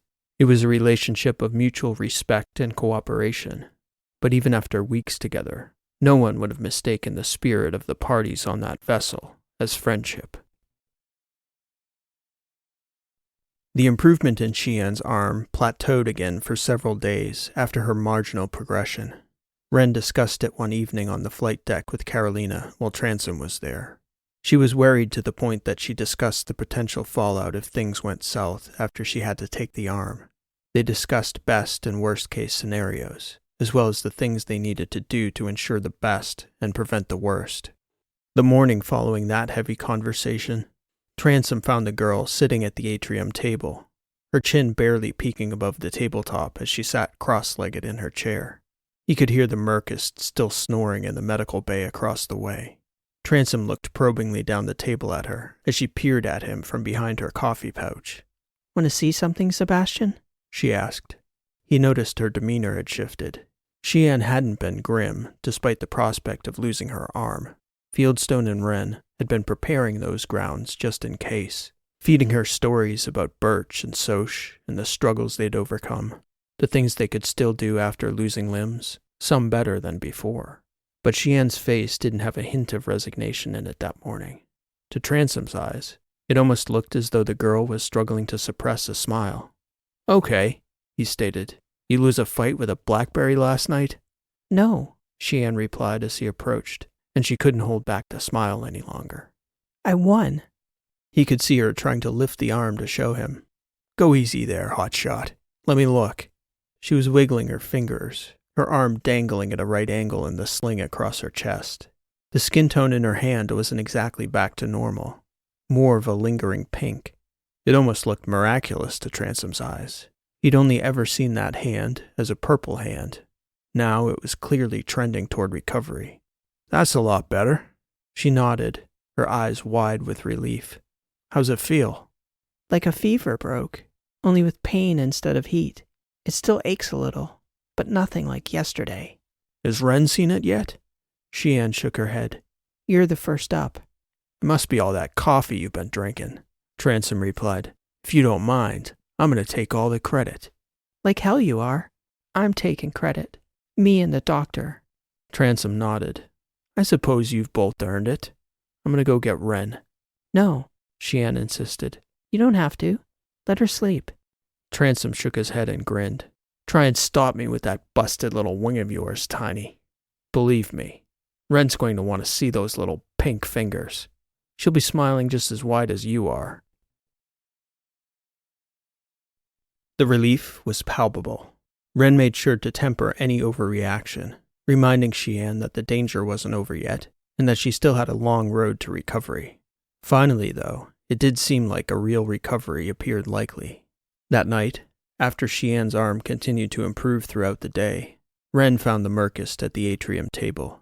Nearly everyone was asleep, except for Murkst, Ren herself, and Fieldstone, who was never far outside Ren's orbit while that killer was within reach, his being particularly long. When Ren sat down at the table with the Murkst, Fieldstone sat as well. She looked at the assassin through an extended silence, almost as though she expected him to read her mind and respond accordingly.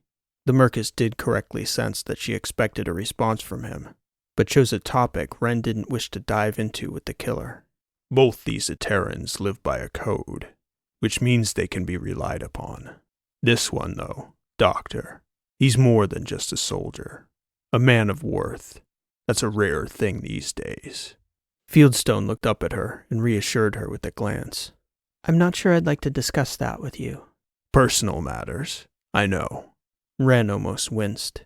She was clearly uncomfortable having the Murkst peer behind that veil, past the realm of surgeon and caregiver into the realm of her real life. You wouldn't get to see so much of our lives if this were a hospital.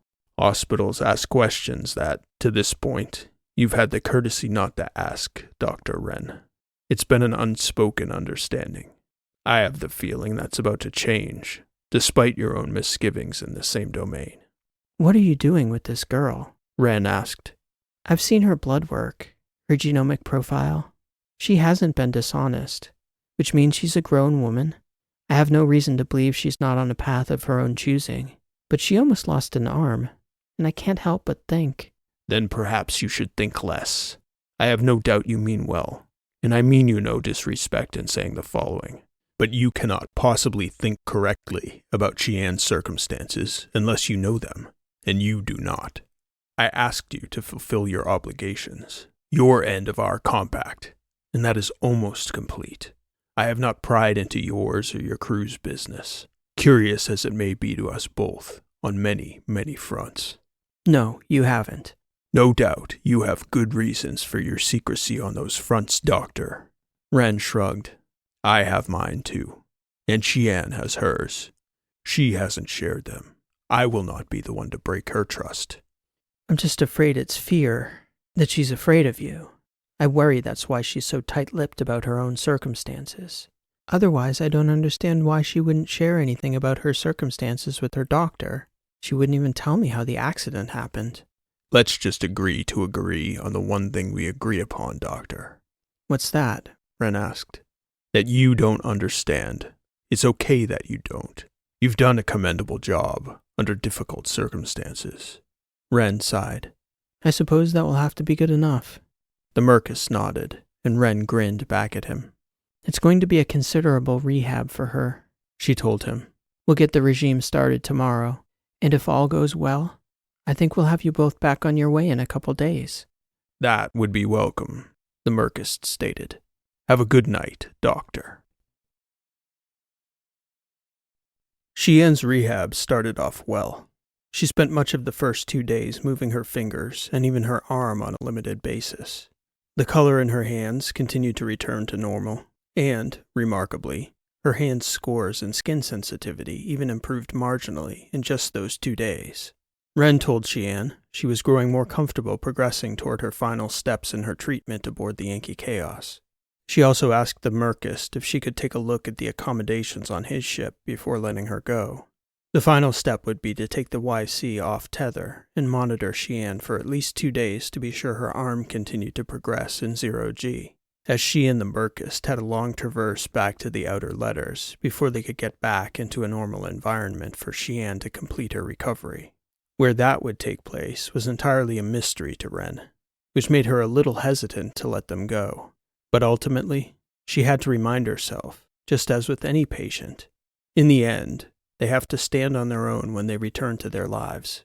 Xian's life course would be hers to choose again, just as soon as her body demonstrated it could tolerate the journey back. Ren was with Karolina discussing the matter aboard the flight deck when she saw Rishi flash an image up on the float screen that materialized above the front panel. It was of a suited figure on their anchor rock, approaching and then beginning to climb the tether. Christoph? Ren asked Karolina. She shook her head. Karsten's back. Ren looked over at Karolina with an eyebrow raised. He couldn't wait a few more days after... I guess not. Does he know what the hell he's doing, climbing the tether like that? Who knows? Ren looked at Karolina forcefully, urging her to figure that matter out before Irie got himself into trouble on the cable. Rishi, will you get Sebastian a feed, please? I'm already on it. Rishi's voice came through the flight deck's ambient audio. Rishi herself was in the rear storage working on George again, Christoph's latest hunch on the cause of the malfunctioning bot's glitches. A few moments later, Sebastian's voice was on the audio feed. Irie, what the hell are you doing? Hey, Sebastian. Long time. Yeah, and, in that time, did you take the first minute to learn a damn thing about spacefaring? Because you're fixing to launch yourself into the great beyond, Professor. I'm doing all right. Do you have a line on? A line? Yeah, a safety line to the tether. I didn't see one in the cannon's gear closet. You must be the dumbest smart guy I know, Irie. I swear. You're going to want to flip yourself over while you can still control it. Otherwise, you're going to be looking at your own ass in short order. All right, hang on. Karolina and Ren exchanged a long look and a laugh. They watched as Sebastian talked Karsten through a flag bend maneuver and instructed him on how to hug the tether with his legs once he got himself properly oriented to drop feet first to the ship. I'll fetch him at the top hatch, Transom informed the listeners on the stream. It might have been fun to let him flail about in deep space for a few hours, too, but I imagine our guests wouldn't be nearly as amused by that as we would. No, Karolina replied. Ren wants Xian on gravity for another 12 hours at least. All right. I'll resist the urge to push his ass off. I'd appreciate that, Irie added. This is a little harder than I thought it would be. Imagine that, Transom's voice came back. Another 15 minutes passed while Karolina and Ren observed from the flight deck as Transom brought Irie in. Karsten confirmed that he had been briefed by Christoph and Drya about their visitors, and that he had his head about him, despite the dubious decision to crawl out to the ship on the tether. Still, no one was prepared for the scene he was about to cause when he finally made it aboard. It was a function of the orientation of the ship that Irie would have to pass through the atrium to get to the flight deck. The Murkst happened to be seated at the atrium table at that time. Ren had retreated to her medical bay to make sure Xian was situated for the night, and to give Karolina an empty seat on the flight deck so she and Karsten could talk. Karolina herself came to the edge of the atrium corridor to let the Murkst know they were about to receive another crew member who'd been over on the cannon. He nodded and betrayed no emotion about the matter, despite the fact it seemed odd that suddenly yet another crewman from the other ship was coming over after all the time they'd been there, a name he hadn't heard before. When Karsten finally made it down to the atrium, he sensed an awkward energy about the room, even prepared as he had been for their visitors. It was immediately obvious to the Murkst that the newcomer was surprised at the look of their guest. Hello, Karsten said, as he slowly passed the table. And, about halfway through the room, he stopped walking. Christoph and Drya had mentioned the Murkst, mind the guest assassin, they'd told him. And, because they'd never set eyes on Xian themselves. All they'd heard from Karolina about her was that she was a small woman, a great contrast from the giant assassin. Karsten wasn't prepared for the greatness of that contrast. "Why's the gravity so low?" he stated, almost to himself, his brow furrowed as he looked around, as though the answer might reveal itself in the atrium air. Karolina tried to rein his attention back in, urging him toward the front of the ship, but as he looked around, he noticed that the menacing giant at the table was taking more interest in his reaction. He decided to turn the other way, and caught a glimpse of Ren's face through the open medical bay door, and she looked suddenly very concerned, as did the little figure on her table.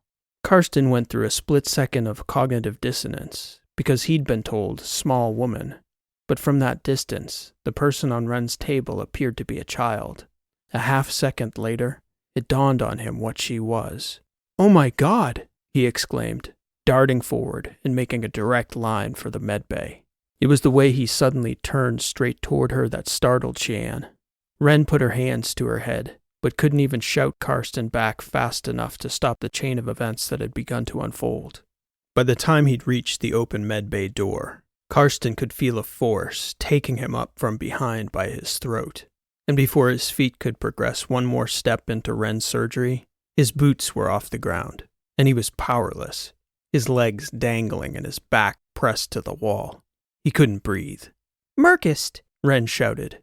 From her perspective, Ren couldn't tell whether Karsten was wide-eyed from the shock or because the Murkst was squeezing his bulging eyes right out of his head. A second later, as Karolina came screaming through the atrium, Transom was arriving a step ahead of her, standing between them just outside the medbay's threshold. "Hey, big fella," Transom said, calmly, reaching for the knife in his right pant leg. "Right now, we don't have to. But if you squeeze that neck any harder or any longer, we're gonna have to." The Murkst looked over his shoulder at Transom, his blazing eyes assessing, measuring. They tracked toward Transom's right hand, then toward Karolina's terrified face, then back to Transom. By that time, Fieldstone, too, was arriving just behind her. "What's his problem?" The Murkst growled, turning as he continued to press Karsten against the wall. "He's a Thosian," Transom replied. "He can't help it. How about you take your hand off his throat and ask him?" The Murkst exhaled, almost snorting like an animal as he released the tension from Karsten's throat. He shifted his fingers around Irie's neck and took hold of his jumpsuit's collar instead, shaking the stunned professor as he set his feet back on the floor. "What do you mean, walking in here like that?" The Murkst barked at him. Karsten gasped and coughed as the Murkst pressed him up against the wall again, the giant's knuckles digging into his sternum as his failing feet struggled to settle beneath him. "She's a friends." Karsten couldn't quite get the words out. "Take a breath, Karsten," Karolina said calmly. "Take your time." "Not too much time, Karsten," the Murkst said, glaring down at him. "She's not a child?" he managed to gasp. "What business of yours is it?" "I'm sorry. I couldn't help. She's a Frinzen. I thought it was a myth." The Murkst looked at him more closely, examining Irie's face, which had shifted from bluish-purple to a deep red. Then the assassin looked back at Xian, who appeared confused, shaking her head. "I didn't mean to startle her. I meant no harm." "Yeah," Transom echoed. "He's pretty harmless, that one." "A Thosian?" the Murkst asked, letting out a snort as he said it. "My friend," Karolina stated. The Murkst slowly released his hand from Karsten's flight suit and put it instead on his shoulder. Karsten immediately felt the weight of the Murkst's long arm. "What did you call her?" "You're a Frinzen, aren't you?" Irie asked, peering around the Murkst's broad torso toward the girl. Xian shrugged and shook her head. Karsten couldn't hold himself upright and reached up, grabbing the Murkst's forearm for support. "She's her people, I think. I'm pretty sure." Again, he looked at Xian directly. "Your family, your friends, all your people are like you? Your size, I mean." "Do you know something about us?" she replied. "Not nearly as much as you, I'm sure," Karsten answered. "But I mean, I can't believe. Let him go, Murkst, Shian said. He knows my people. Are you all right? Karsten asked her. Your arm? The girl smiled back at him and shook her head, almost giggling. Okay, Karolina said. Everyone take a breath. I'm going to have a word with Karsten up front. Then, in a few minutes, we're all going to sit down calmly and talk this through. Murkst? She looked up at him, and he met eyes with Karolina before looking back at Transom, who'd taken his hand from his side and was instead standing behind the Murkst with his arms crossed. He's all yours, Captain, the Murkst replied, gesturing toward Karolina with his left arm as he shifted his right to Irie's back, making sure Karsten was steady on his feet as he released the professor. I'm sorry. I didn't mean any harm. I was just going to... Karsten, Karolina stated firmly. Not another word. Up front now, please. The tension on the ship settled by a few degrees as Transom, Karolina, and Irie headed down the front corridor toward the flight deck. Fieldstone, who could be found quite often sitting silently at the far end of the table from the Murkst through those weeks, now stood just outside the medbay, one eye on Ren and Shian, the other on the assassin. Fields watched as Rishi quietly approached the table from the rear of the ship and sat down beside the Murkst, who looked across at her as she addressed him with a firm look. Pilot, the Murkst said. I've been watching you, Rishi replied. I'm well aware. I've been watching you as well. And you have a keen eye, Murkst. That's one of the things I've seen. It doesn't take so keen an eye to understand your nature, Pilot. As real as you present. All the humans aboard this vessel eat, drink water, sleep, breathe deeply, feel. But you just watch. And you keep your thoughts to yourself, don't you? Rishi nodded. Many of the things that have gone unspoken to this point are about to be said explicitly. I'm going to go first, and you're going to listen. And you best heed what I say well, assassin. The Murkst grinned and then gestured for Rishi to proceed. I am not like any AI you have ever encountered. They present as people, like me, yes, but most wear the shells of ordinary housebots, and they run protocols that prevent them from taking certain actions against any human being. You should know. There isn't a strike bot in the galaxy I couldn't pound into scrap metal in minutes with my bare hands. I am faster, smarter, and deadlier than any being you've ever encountered. And if you harm any of my people, I will kill you so dead, so fast, your eyes will not even be able to catch me coming. Put that in your calculus from this moment on, if you aim to ever leave this ship again breathing. I am always watching you.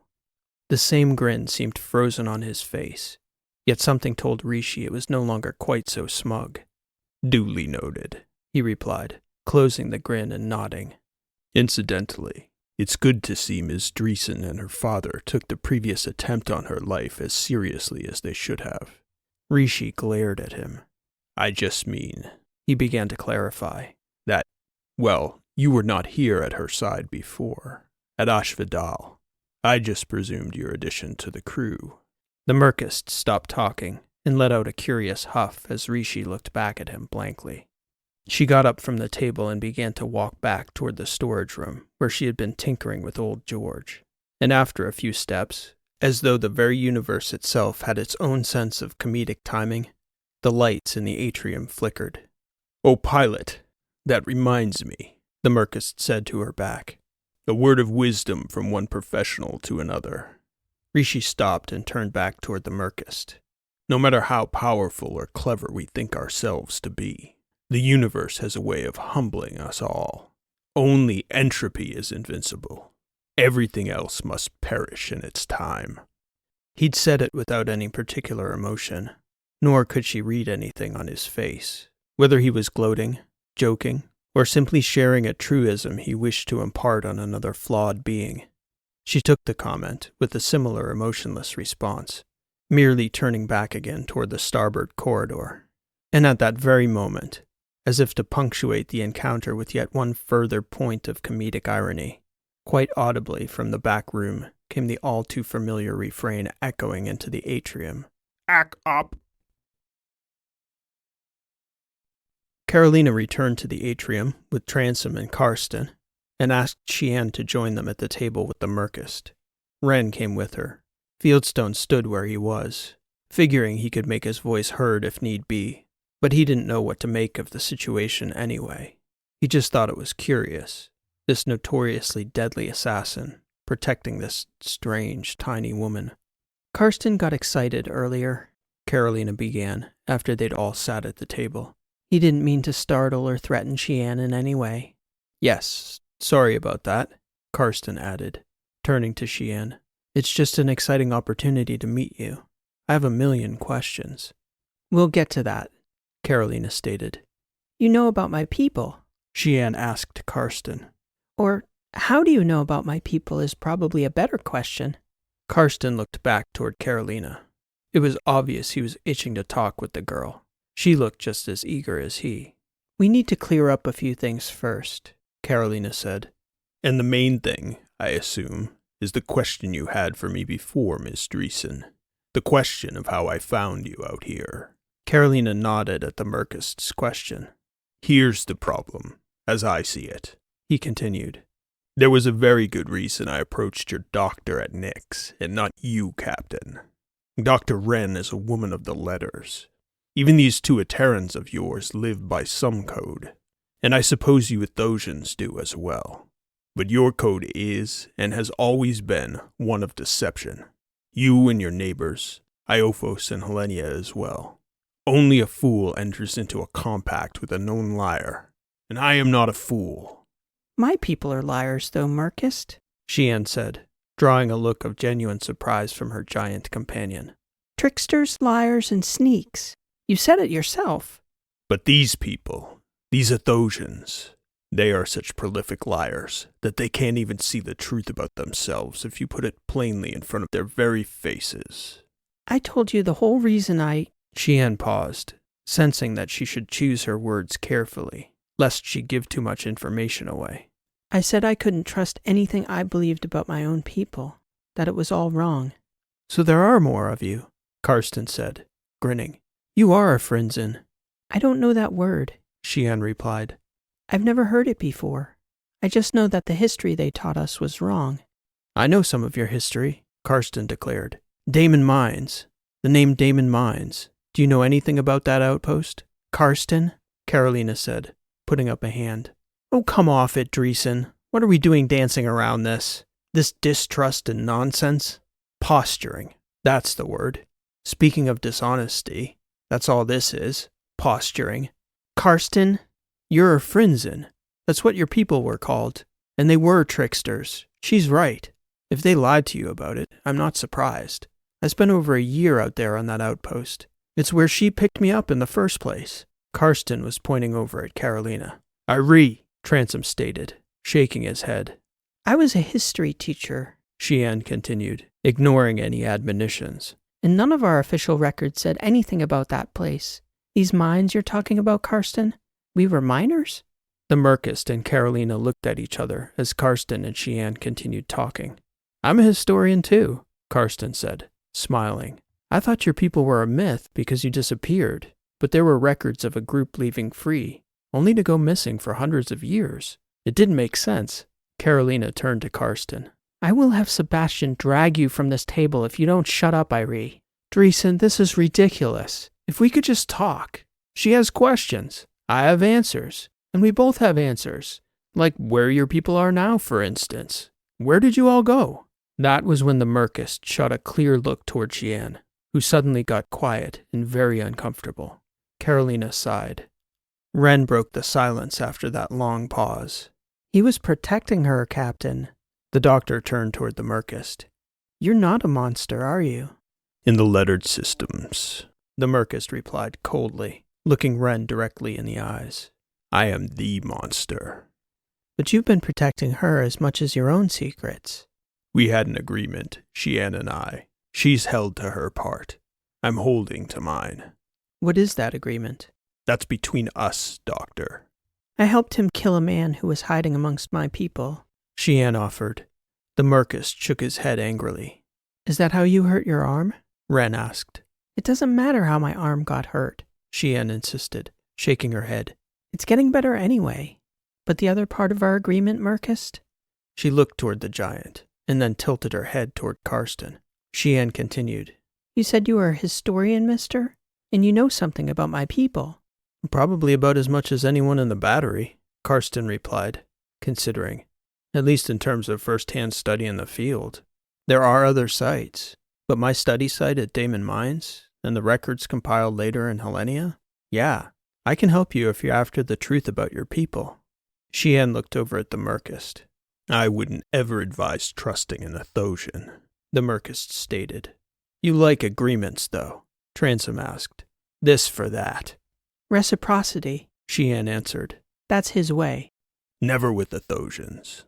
Then put it on me, Transom replied. I'm Ms. Drees in security. You tell us how you found our ship out here, and we'll let Shian sit with Karsten for as long as she wants, until she's satisfied. Whatever it is, however you work, Murkst, nobody will ever find out how you found us. You have my word on that. You don't have my word I won't use the methodology, though. You teach me a tactic, and I will use it if it's advantageous. But I'm an operator. We don't go running around telling ordinary people what we're up to. That's not how we work either. The Murkst seemed to be contemplating the proposal. How is it that you came to know her people's history, Mr. Irie? It's my profession. I'm a professor of history at Capital University in Ithaca. And I suppose I got sent out to Damon Mines because I was thought to be too much trouble to keep around in Ithaca. Trouble, the Murkst replied, glaring over at him skeptically. You have no idea, Karolina said, nodding. But he's really more of an annoyance than any real trouble. Karsten looked over at Karolina. A pain in the ass, Transom added, grinning, then looking across the table at the diminutive Frinzen woman. Like that little one you picked up along the way and have regretted every minute since, no doubt. He's not going to say it, but he likes having the company, Shian replied. The assassin's face didn't betray any emotion one way or the other. His eyes scanned the table, as everyone else seemed to be looking to him. It seems like it may be negotiable, the Murkst finally answered. The one with the knife. I can deal with this man. They had been talking for several hours the following morning at the atrium table, Karsten and Shian, with others looking on, when Irie turned to a list of names of prospector families from Damon Mines that he'd made from memory. Mataraza? No. Rhinora? No. Maul? Yes. She'd heard of a few Mauls.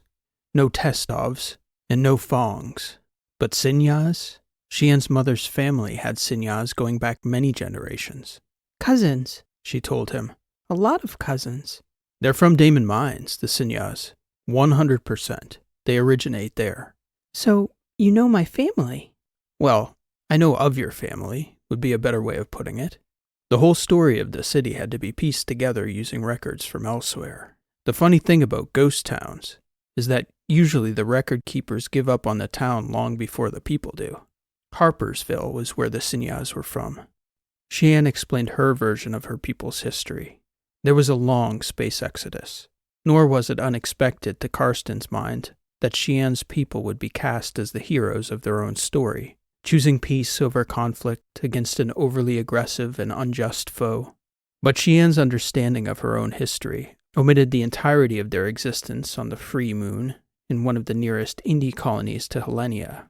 They were late arrivers from Charis, not too unlike Christoph's people, religious outcasts, only he described what was known of the Frinzen religion as being more cult-like than Christoph's now extinct, pastoral, traditional tribe.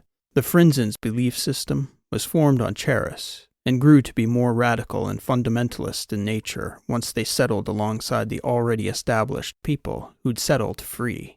The modest moon was founded to be both a resource hub for Hellenia and her still-growing number of orbiting cylinders, as well as a hopping-off point for settlers heading out into the burgeoning Indie territories. At the time, Karsten told her, the letters were still a bit wilder, especially the outer letters. People were standing up colonies under all sorts of social structures and commercial ventures, so it wasn't surprising when things started to go badly for your people on Free that they'd resolved to go farther out into the stars. Why do you call us Frinzen? Shian asked. I'd never heard that word before you used it. That was the name that was apparently used by your people when they visited Damon Mines. The origin of which we just assumed to be the name of the moon, Free. But there must be accounts of our people on Free if there's still a colony there. Yeah, there are, Karsten confirmed. It's not entirely surprising to me that your people would write those chapters out of your history. It doesn't paint a flattering picture of your people. You made a real nuisance of yourselves there, according to the Free. How so? Well, that cult-like behavior? I'll be curious to hear about your current religious traditions. But on Free, your people taught the idea that reality was a construct of the mind alone, which is so flawed and seemingly ridiculous an idea for a group of interstellar pioneers that it's amazing it survived contact with reality for longer than a few hours.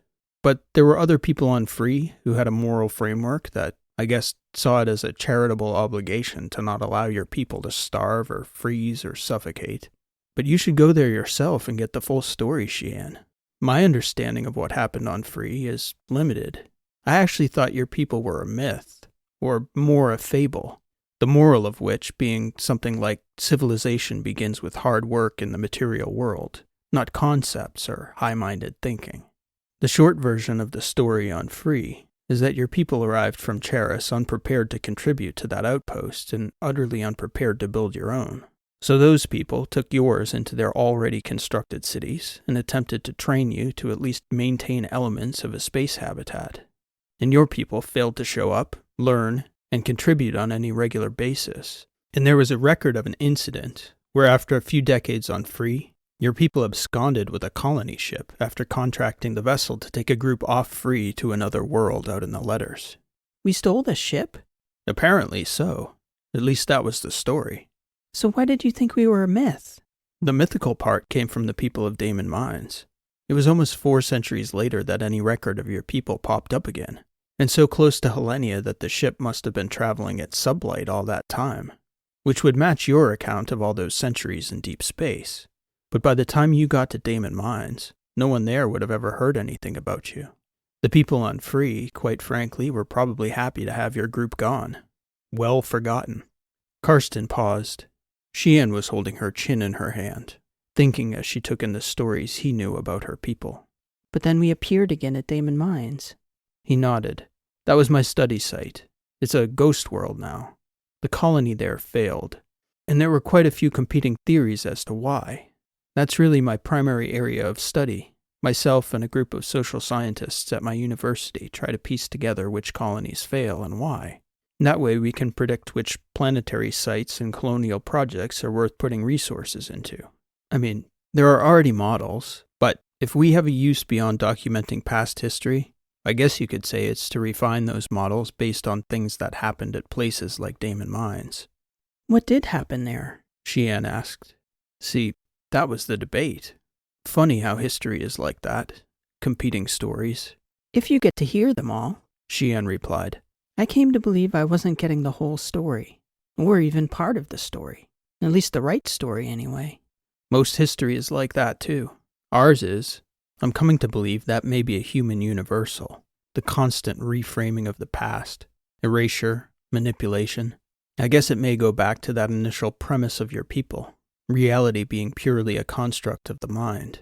History, like language, becomes a set of events and stories that people agree upon with a similar meaning, all with a certain collective unity. But certain things did happen, Karsten. Of course. I mean, we're having a conversation right now. We're meeting. Our ships are parked outside together in a certain region of space. I exist. You exist. Our interactions are changing our courses through the universe. Especially if there's a record of something. To some degree. I've actually been giving this a lot of thought, Karsten said. It's a lot like the death of a word. I'm not sure I understand. I've never really had to explain it before. Karsten paused. So I've heard of this concept regarding a person, that they don't really die until the last person who remembers their existence dies. We all have countless trillions of ancestors all the way back to Earth, right? Sure. And they aren't all remembered. But our immediate ancestors we remember to some degree if we knew them when we were younger. I met 2 of my great-great-grandparents, for instance, and they told me about their grandparents and their lives. So as long as I remember those stories, they're still alive in a way. And I could write those stories down and record them in an archive somewhere, and maybe they could come alive again in another person, even thousands of years from now. But eventually the last person to have any knowledge about them would die, and they would, in a theoretical sense, finally die. The concept of that person would die, right? Sure, I guess.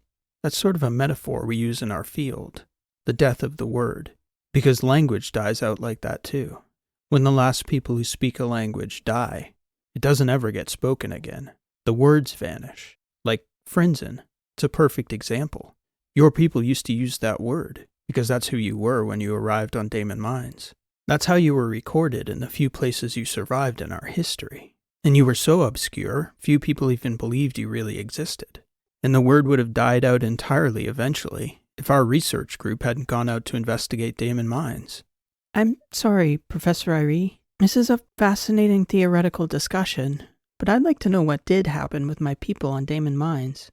Yeah, he does that, Transom stated, grinning as he looked across the table at Xian. They killed the colony. That was one of the theories for how the outpost died. The story went that a passing colony ship arrived and was welcomed into the outpost to resupply and rest, and your people sent down emissaries to recruit the younger generation on the outpost. Your account would indicate that your people were quite successful in that regard, depleting the critical growth of an already tenuous colonial project to the degree that it began to fail after your people departed with a large cohort of their second and third generation colonists. That's really the key time for a colony. Will the roots take or not? On Damon Mines, they didn't take. But then what happened to my people? You would know that better than me, Xian. The majority of the people in my study group actually thought the Frinzen were just a myth. The people who got left behind on Damon Mines had to work harder to keep the colony going, and many of them left for an easier life elsewhere, or returned to the Hellenian cylinders. So we thought it was probable that the story of the Frinzen was just a metaphor for that passing chance at an easier life. The people that left over those decades, they would say something like, "Oh, Sebastian? Yeah, he left. Got on the Frinzen ship."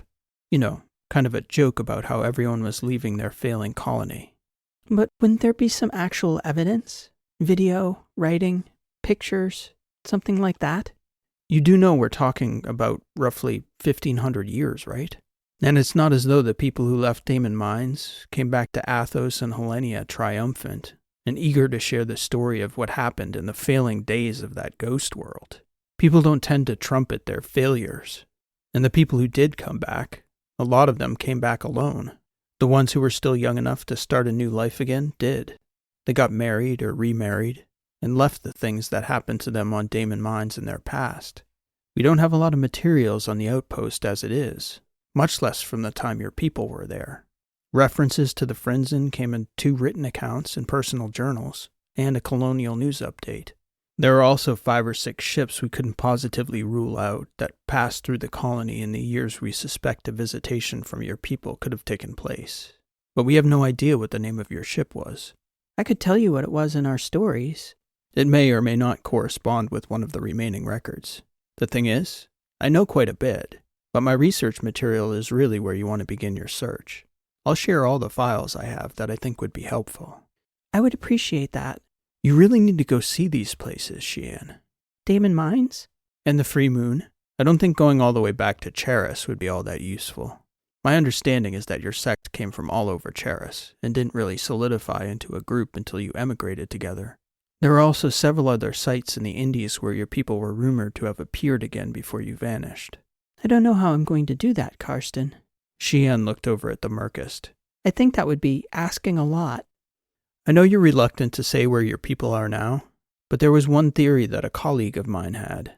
He was one of the people who insisted the Frinzen were real. It's funny. I actually told him that if he could ever prove your people were real, I would eat my own field boots in front of him. "Hope you're hungry, Professor," Transom said. "He's not going to eat his boots," the Murkst replied.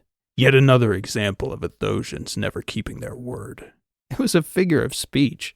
Karsten shook his head at the Murkst before turning back toward Xian. "Actually, I was thinking your best bet would be to seek him out, my colleague. I could give you an introduction as well as a possible itinerary. I know of 3 or 4 other outposts for you to explore. I'm sure he'd be happy to take you. Just meeting you and talking to you, Xian, would..." I think it would make his life, his career. She blushed a bit at the comment. Wow. It didn't occur to me that I could ever be that important to anyone. Out here anyway. You've single-handedly. Karsten paused and cringed a bit, looking over at Xian's wounded arm. Sorry, no pun intended. But you've single-handedly resurrected the word Frinzen, even for your own people, it seems. Where can we find this colleague of yours? The Murkst asked. He's either at Beta Coronado or Alpha Richard. He splits time between the two universities there. And you're certain he'd help me? Xian asked. Like I said, your story would be the most exciting development in the 2 decades he's spent studying the ghost worlds in the Indies and letters. He'd drop everything. I would too, if... Karsten looked across the table at Transom, who exhaled and sat back in his chair. Unfortunately, we're very busy. We would like all of that information, please, Professor Irie, the Murkst stated. Your colleague's name, the sites to investigate, everything you know about her people. Yes, of course. Karolina says that Dr. Wren wants to take the ship off the tether and see how Xian's arm does in 0G for a couple days. That's correct. That's a good time frame. I can put a file together by then. Just what, Professor? The Murkst asked. He's a very well-meaning gentleman. I know you don't care to enter into agreements or make promises to Arthosians or whatever, but as a courtesy, the Murkst glared back at Irie. Karsten turned his eyes to meet the assassin. Treat him well, and he will do the same, sir. You don't need to grab him by the throat or act menacing to get him to help you. You'll simply need to tell him who Xian is and ask. Xian let out a little laugh at that comment. I'll make sure he behaves himself. I'm pretty sure it was you he was worried about, Transom joked. We all heard the professor, Xian. Your little people are a menace to the battery. Just then, Fieldstone happened to be walking from the flight deck back toward the med bay to speak with Wren. He stopped dead at the head of the table, laughed, and shook his head. Transom looked over his shoulder. What's so funny, old-timer? I couldn't help but think, of all the odd scenes we've been a part of in the last couple... Well, Karsten looked up at Fieldstone, imploring him to finish the thought. It goes like this. An elf, an oversized assassin, and a history professor walk into a bar. Fieldstone turned and continued toward the medical bay, laughing. That's it. That's the whole joke. The 2 days of free-floating went well for Xian. Her arm continued to improve at a rate that Wren was extremely pleased with. Meanwhile, Karsten spent most of his waking hours on the flight deck, putting together files on the Frinzen. Transom joined him on the evening of that second day. He had news. Goss is back, he informed Irie, almost whispering. Oddly enough, he was able to resist the urge to float over here uninvited from the cannon. Karsten looked up and smiled. 70 years, was all he said. Keep it, Transom gestured toward the rear of the ship, toward their guests. Do they even care, those two? They don't care what we're up to. Regardless, the captain wants to keep things close. Regarding everything, Irie. I see. I was going to mention, our fellow travelers. Just wait until these two are gone, okay? Then I'm sure there'll be nothing but talk. Talk and talk and talk about everything that happened there. You've got a few stories, I'm sure, Sebastian. I'm sure I do.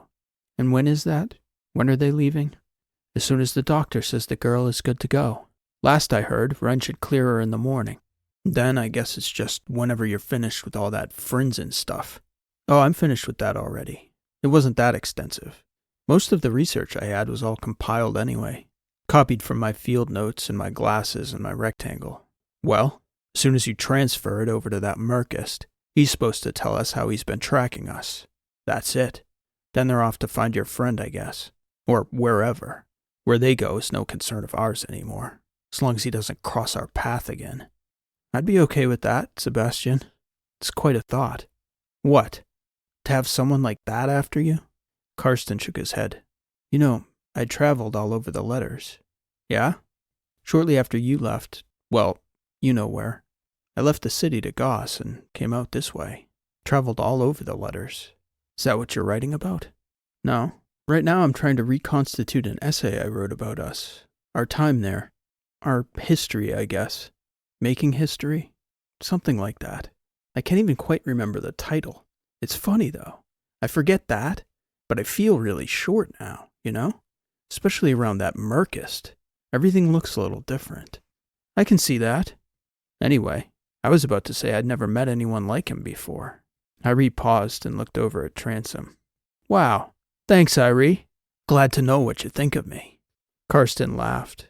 It's just different moments, different context, right? To her? To that tiny little woman? She doesn't seem afraid of him in the least. Isn't that the strangest thing? The lights flickered on the flight deck, right as Karsten finished talking. What the hell is with the lights? They've been flicking off and on like that ever since I got back. We're aware, Irie, Transom said, pushing himself back up from the captain's seat. I'll let Ren know you're finished with your notes. Then we can get them both the hell off our ship, okay? Sure, Karsten said. I almost wish I could go with her, you know? There's just too many mysteries, too many adventures for a multitude of lifetimes. Don't get any ideas, Professor. We've got our hands full enough. Karolina transferred Karsten's files to the Murkst that night. The assassin spent several hours reviewing them, and he was still busy the following morning looking over the material, while Ren was giving Xian final instructions and examining her arm one last time. I want to wish you good luck, Xian, wherever your journey takes you, Ren told her. I hope you get the answers you're looking for. You too, Doctor. I don't know what you people are doing out here. I'm not supposed to say that, but I said it anyway, if it matters. Ren gave Xian an awkward hug as she hovered inside the loose straps on the exam table. Her one arm, her tiny torso, the awkwardness of their guarded relationship. It had been about the strangest few weeks Ren could remember aboard the Yankee Chaos, and there was certainly fierce competition in that category. She's cleared to go whenever you are, Ren announced to the Murkst as they entered the atrium together following the exam. Karolina was already on her way down to the atrium as well, as Rishi was watching and had informed them all of the Murkst and Xian's imminent departure. Irie, Transom, and Fields all came down from the front as well. The Murkst unstrapped from his seat at the atrium table as Karsten arrived. Dr. Renata Shore, he said, turning to Ren as he held himself steady by the table. You have more than aptly upheld your part of our agreement. We are again on level terms. Glad to hear it, Ren replied. I'm happy I could help Xian. The Murkst turned to Transom. Major Sebastian Pollock. I've reviewed Professor Irie's materials regarding the Frinzen and their known travels in the Indies and lettered systems, and I've found them to be quite thorough. Far more than satisfactory to uphold your end of our agreement. Good to know, Transom replied. So, the Murkst continued, to my end of the agreement, which will square all debts, unless I'm mistaken. I think that's correct, Karolina said. Very well, Ms. Dreesen. We spoke before, at this very table, about magic, and I mentioned the very odd performing art of the illusionists. I remember it well. It wasn't a mere metaphor. It's far closer to the mark than I imagine you would have guessed at the time. And like almost all good illusions of that kind, the bulk of the work, the real trick, is almost never performed by the principal. It's the assistant. It's always the assistant.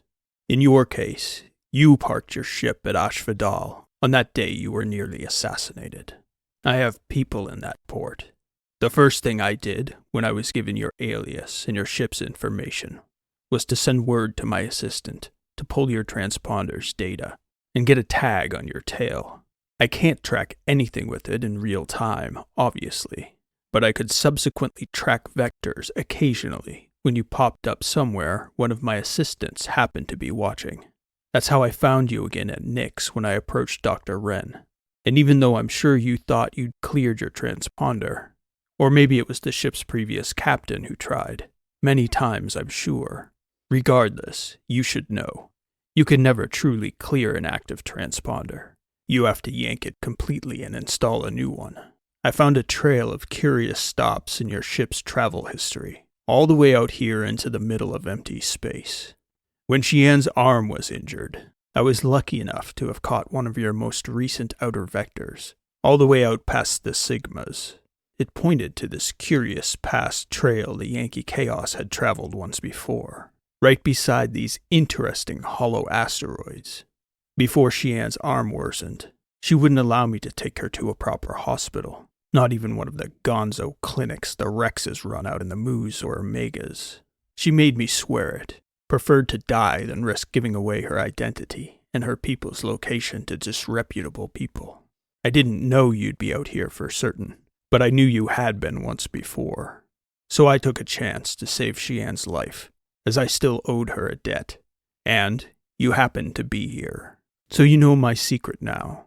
It is no longer magic, but a cheap illusion, which, I hope, means all debts are cleared. The tag? Transom asked. Port sublight cone. Planter surface. 6 o'clock. About halfway up the bell you'll find it. Should be easy enough for your pilot to pull. Captain, are you satisfied? Transom asked. I am, Karolina replied. We'll be closing that transponder gap in our security shortly, I expect, Sebastian. I'm certain we will. As we can't afford to become a roving clinic for... Karolina paused and grinned. Curious fellow travelers. I assure you, Ms. Dreesen, you will not see me again unless you seek me out yourself, which I suggest you don't, the Murkst said. Very good. We wish you both well in your travels. As do we, Xian replied. We'll need the umbilicus again, the Murkst stated, as my companion and I arrived suitless. Of course. Rishi will pull the ship around now. Karolina opted to hold the first meeting aboard the Cannon rather than the Yankee Chaos. As much as they didn't believe the Murkst had any interest in their business beyond what he'd revealed before leaving, Karolina still wanted Rishi to complete a full sweep of the ship to be sure their conversations weren't being recorded surreptitiously. They knew for certain they could talk freely on Verona's ship. With the YC's umbilicus already out, they linked up with the other ship and reunited the crew. As the Cannon was relatively small, Karolina kept the debriefing party small. Herself, Rishi, Karsten, Transom, and her recently returned brother, Goss. Colin Dreesen was strapped in at the table in the front as Karolina, Transom, and Irie entered. He reached across the table for Karolina's hand, gripped it tight as she settled in, and examined her face carefully. How are you, sister? She was surprised by the tenderness in Goss's voice and the urgency with which he'd asked. I'm okay, actually, Colin. I've had some time to process. Seems like ancient history to us now, especially to me and Irie. Your knife, unsurprisingly, didn't die of natural causes. Karolina turned and shook her head at Transom. What did you do? What needed to be done, he answered. What else? So, let's start with the big picture before the details, Goss suggested. I'm sorry, Karolina said, nodding her head and looking at the others in turn. An apology is my big picture. I hadn't planned on dragging you three to Iophos and then turning into a useless mess. I was afraid it would be equally fruitless for everyone after my meltdown. To the contrary, Goss replied, shaking his head. Even beyond the successes we had in the direction of your mission, Karolina. I won't speak for the others, but it was the greatest experience of my life thus far. Irie looked over at Goss skeptically. I wouldn't have guessed that. Funny, though, how you disappeared for half a century there, Irie, and make assumptions about what went on while you were flitting about the letters and indies. You had a life, big brother, didn't you? Transom asked. A very good and transformative one. You missed that part after your murder spree, Sebastian, as it turns out. Which should bring us back to the pressing matters at hand, no? Karolina sighed. It wasn't indiscriminate, Transom said. I learned a thing or two killing those bastard wizards. With your permission, Goss asked Karolina. I suggest we begin there, Captain. Karolina was a bit taken aback by Goss's deference. Well, first, she suggested, let's start with the state of things here. Would you recap for us, please, Rishi? Rishi hadn't sat with the others at the table. She was floating, as they'd untethered the cannon to affix the umbilicus. But she was such an adept pilot of her android body in 0G that she looked to the others as though she was leaning, partially seated on the edge of the flight deck's front panel. Rishi's effortless posture gave them all the sense that they almost weren't weightless at all. The Murkst's arrival was a surprise, obviously, Rishi began, and it hampered our ability to speak freely, so we still don't have a proper report from Fieldstone of his time on the bipal planet. I gathered before that he's still trying to process the enormity of the experience. He's struggling to crunch down decades of processing a life through a technological brain into a story that can help us. I haven't heard back from Birch and Omar yet. Last I heard, they'd met up with Lita in Trasp territory and had transited toward their target artifact. Their time inside should have been brief, but that brings me to our other problem. Well, my problem. Which is? Goss asked. Shortly after the Murkst and his other little guest arrived, we began to experience some technical issues aboard the Yankee Chaos, and I haven't been able to track down the origin. Nothing major, I hope. No, we don't think so.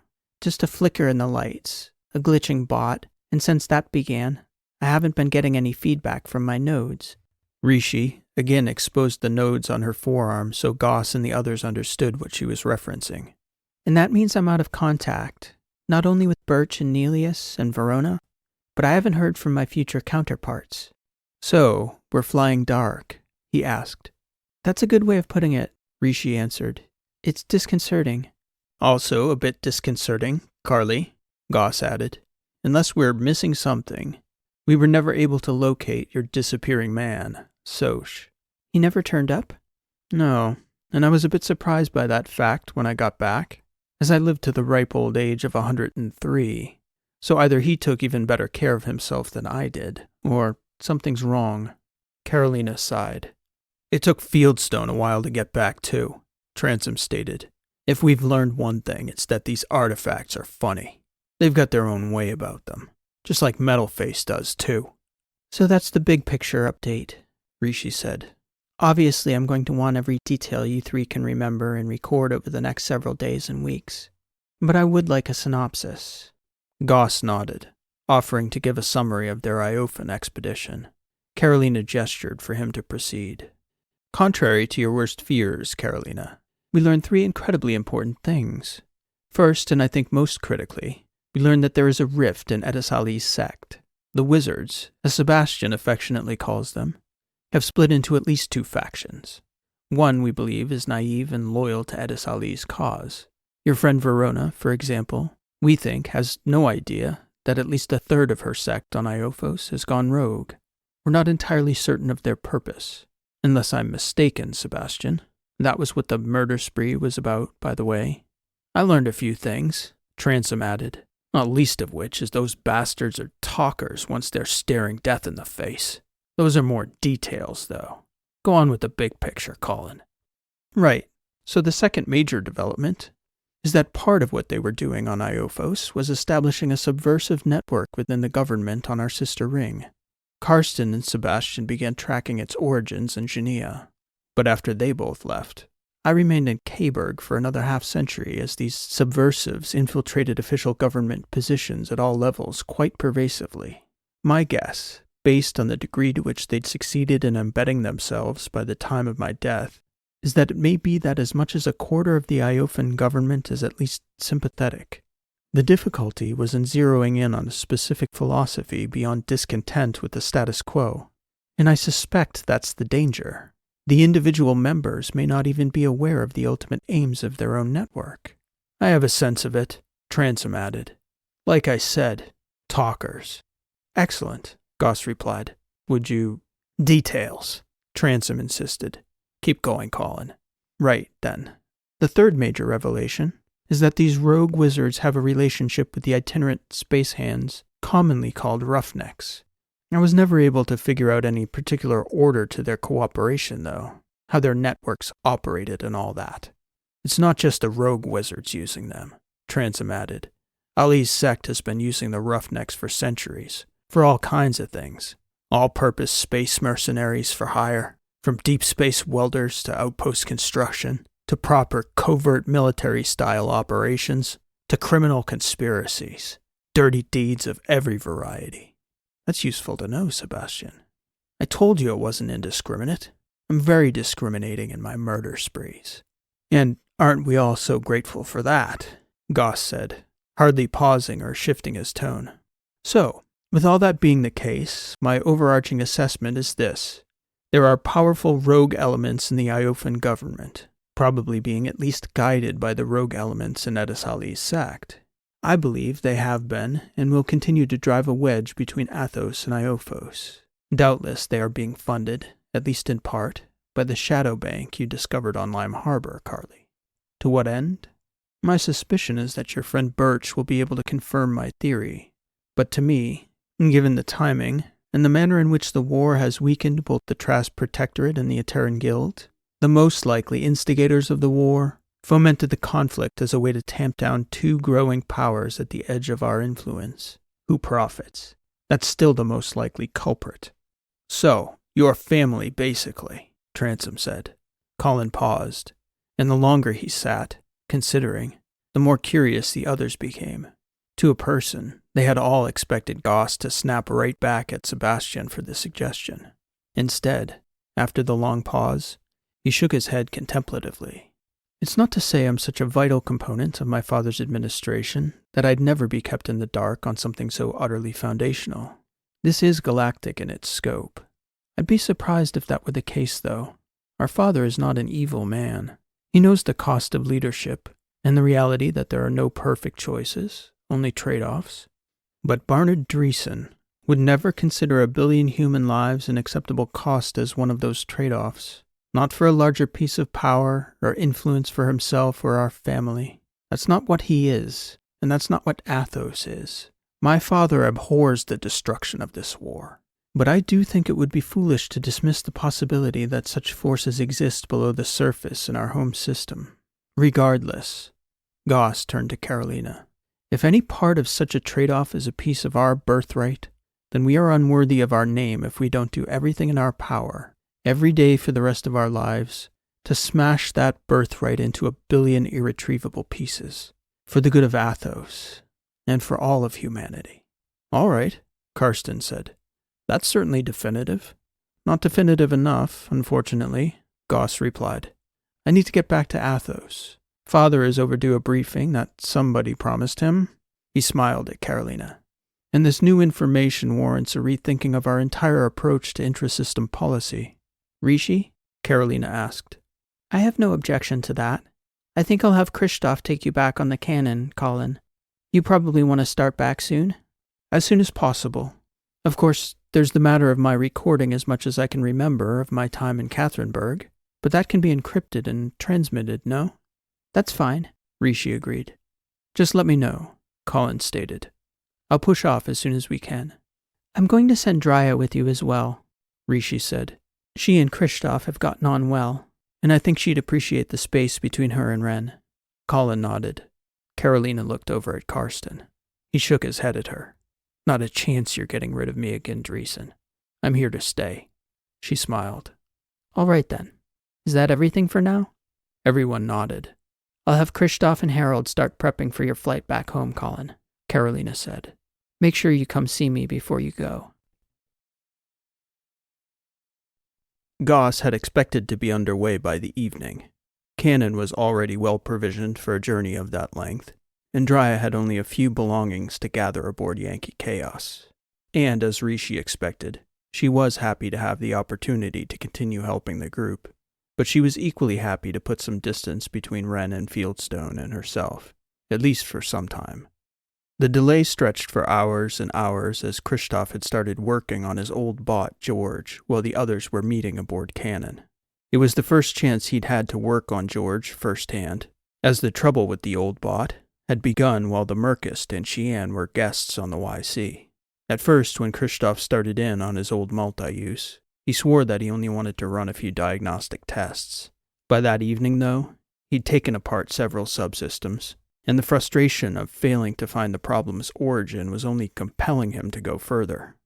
I suppose it gives us a bit more time for your other man to reappear, Colin said that evening, when he came aboard to visit privately with his sister. I can't wait to hear the answer to that little mystery. I just hope Sosha's okay, Karolina answered, regardless of what he's been up to. She gestured for Goss to take a seat. She had a second chair in her stateroom, but she was floating comfortably above her bed herself, and as Goss strapped himself to the chair, she straightened herself up, allowing her back to brush the wall as they met eyes. I wanted to ask you earlier, but it seemed you were putting on a brave face for your crew, Carly. Are you all right? It was more than a face, Colin. I am actually okay. It took a while.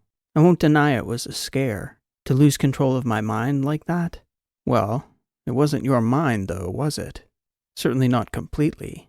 I guess you could say I had misgivings about usurping a life like that. Part of me felt compelled to believe it was all an elaborate simulation. But it was a life. To every detail it was a life. And it wasn't my life. That was a strange feeling for me. And I didn't have any of the strife you experienced, Carly. I'm sorry you did. She shook her head at him. That life? Do you want to talk about it? I get the sense Karsten didn't know much about your life there. He left, though, didn't he? How would he know? You didn't talk to him over the years he was away? Colin shrugged. We talked, but he was out in the colonies. It was always like we were catching up on the remaining details of the mission, and he was traveling. So you were alone then when he left Iophos? The lights glitched. Both Colin and Karolina looked up and shook their heads. I was alone for a little while after he left, but I had a few friends in Catherineburg. There's something more, Colin, I can tell. Goss sighed.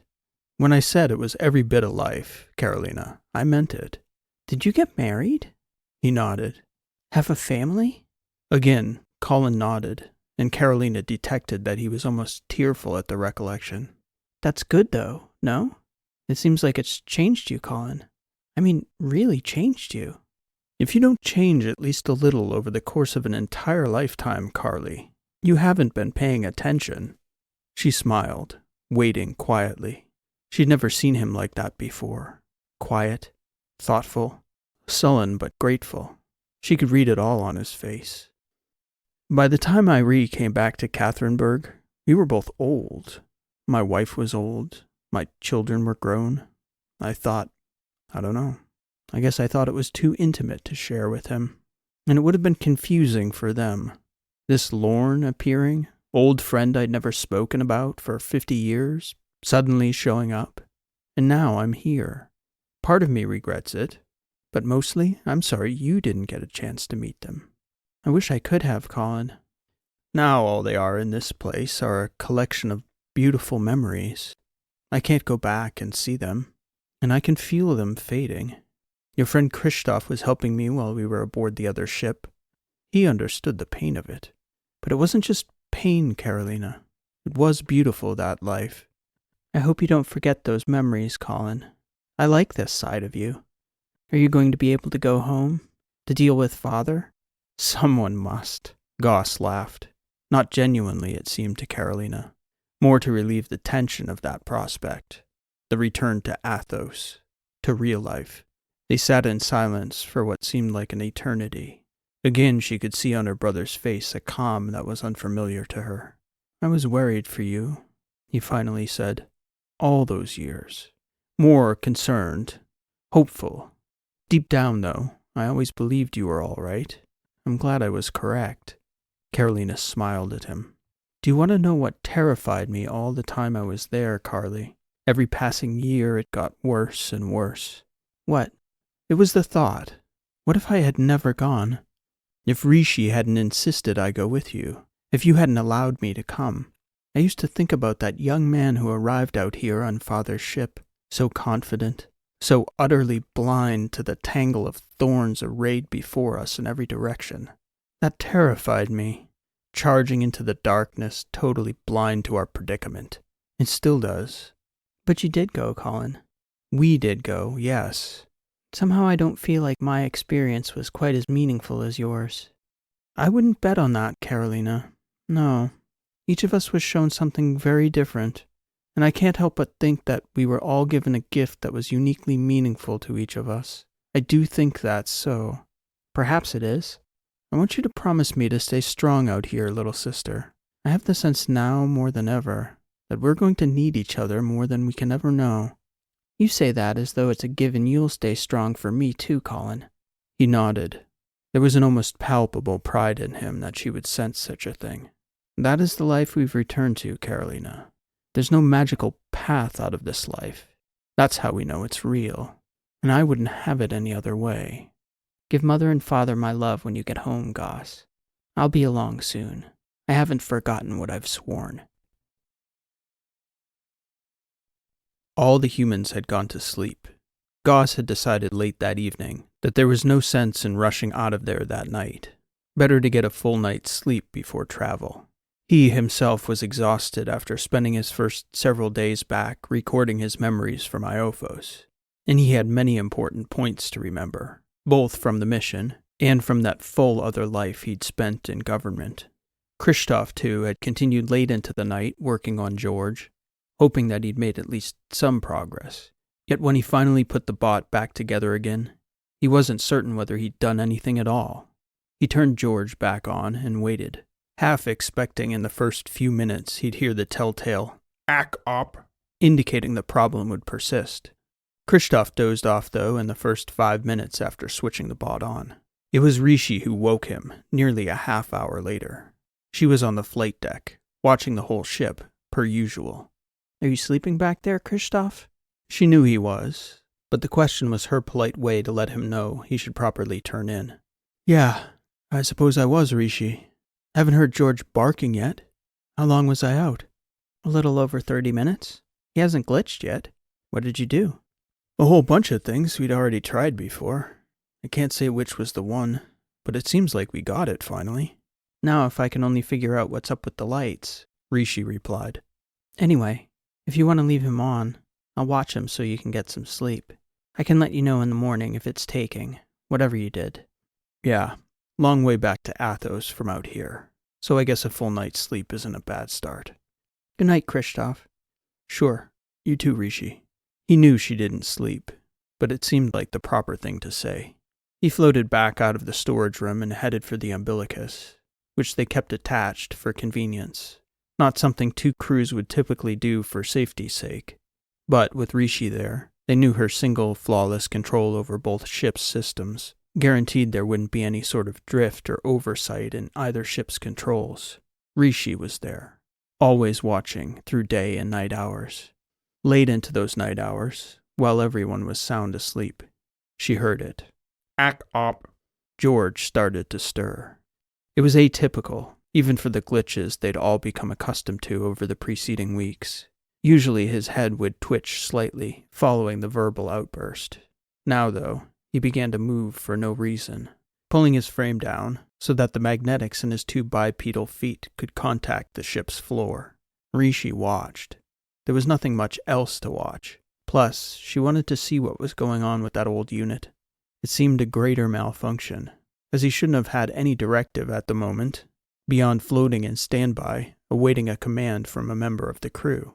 Instead, he left that rear storage closet and clomped down the back corridor, through the rear of the atrium, and back toward the engine compartment. Act up, Rishi heard him say again as he entered the inner access area. The space was more like a deep closet than a proper room, but as George stepped inside, it seemed as though he had a purpose. George, what are you doing? Rishi asked. The question was room-specific. She didn't care to wake up any of the others, but she also didn't care to let that malfunctioning bot poke around in the access area to the ship's vital systems without an explanation, if he could give one. The bot merely paused, looking up toward one of the cameras on the port corner ceiling. She thought, much like a child with a hand in the cookie jar. Act up! Don't give me that. I know you can talk, George, unless Christoph deactivated your natural language center for some reason. Act up! George turned from the camera and began to unscrew the access panel to the sublight engine's control arm. Rishi shot out of the flight deck like a dart, flying through the atrium, redirecting her trajectory as she entered the rear corridor, catching the door frame to the engine access, and pulling herself inside the compartment. Stop right now, George, she commanded as she floated inside. The old bot had turned to face her, letting go of the access panel door. Act up! The only one who could have seen was Harold, but since the Murkst and Cheyenne had departed, they'd put Harold back in the storage closet as well. Everyone else was sleeping. The lights flickered in the atrium and the corridors as a charge of shock lightning enveloped the interior of the engine access room. Rishi had no time to figure out what hit her. It just seemed like a bright light followed by darkness. The cameras in the room were completely fried by the charge. None of the sleeping crew even stirred. George set his magnetic feet back down on the deck of the access room, reaching for Rishi's motionless android shell. The bot applied pressure below the neck and popped the rear cranial frame open at the base of Rishi's skull. Then he pulled back the dermis and removed Rishi's processor encasement. Her body had become a floating, lifeless object. George now pulled on that object until it tumbled over, and he held her left forearm in his android palms. Rishi's inert mind hovered above her body, inside the processor encasement, as George pulled open the android shell's dermis at the forearm. And just inside, as it had been since she'd placed it there, was another mind, nearly as potent as the one the bot had just taken offline.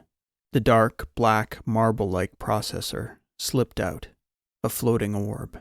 George turned his attention back toward the processor encasement, carefully now, flipping open the rear door to the cage, and with both hands stabilizing the unit, he ejected Rishi's processing core, holding it there delicately between his android finger and thumb, and placing it back into the body's forearm.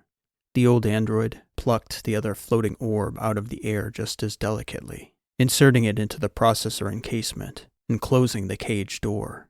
Then, George resituated the encasement in the body's head. It remained motionless for a moment before the jaw moved. The fingers extended and flexed, followed by a turn of the head. The android shell morphed. In the span of a few seconds, Rishi disappeared, and in that dim room, the familiar, unmistakable form of Mycon Prime reappeared, followed by a similarly familiar voice. "I see," he stated. "We have missed some time. And many events." The same voice returned to him, emanating from the frame of the old android who'd freed him. "Might I suggest taking your predecessor's form for the time being, Prime? It will take a moment. The shell is recovering from the overload." He was fully conscious now.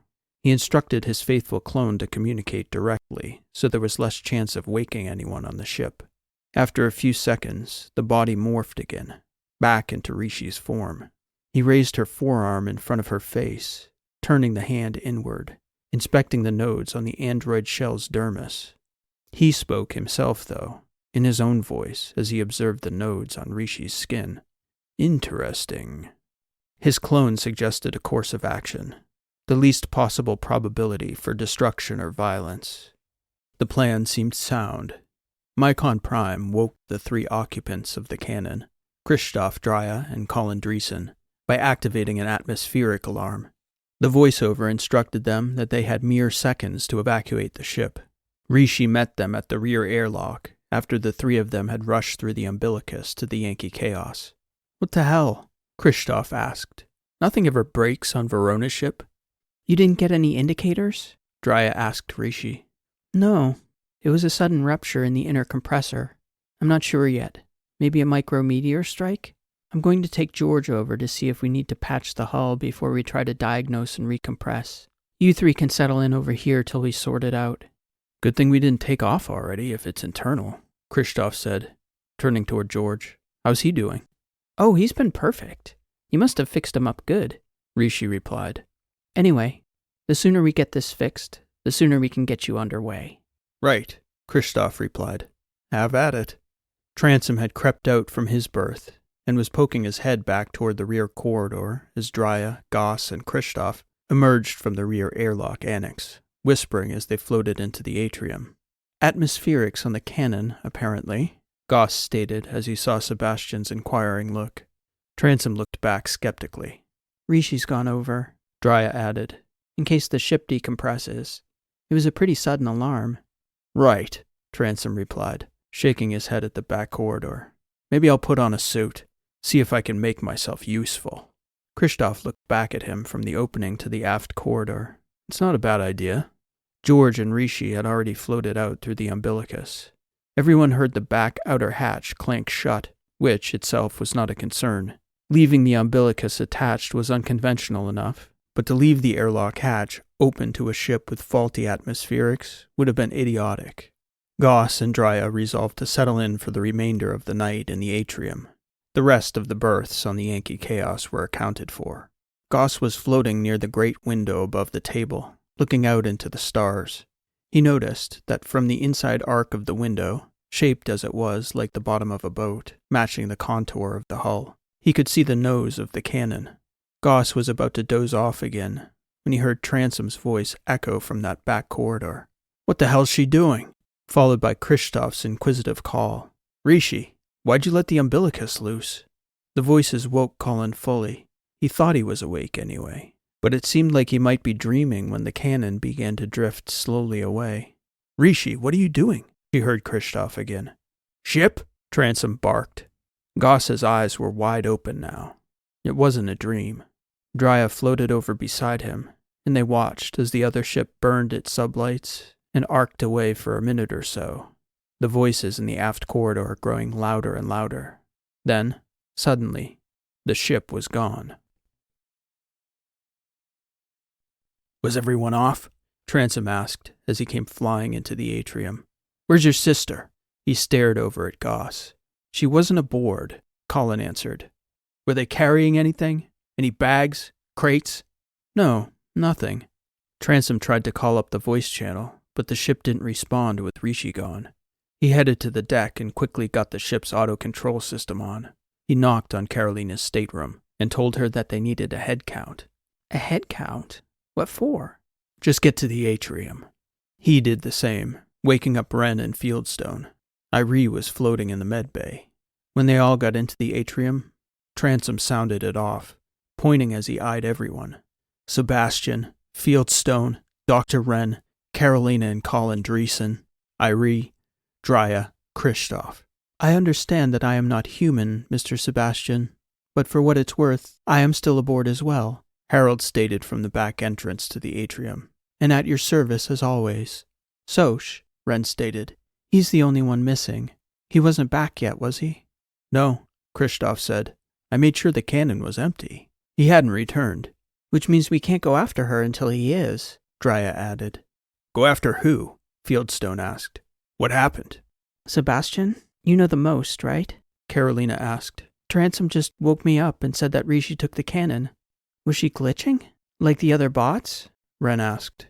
"Bot, Dr. Wren," Harold replied. "As you'll recall, I have continued to operate exactly within design specifications." "I had fixed George," Krzysztof said. "I don't know. It doesn't make any sense." "Rishi didn't tell anyone she was taking the ship?"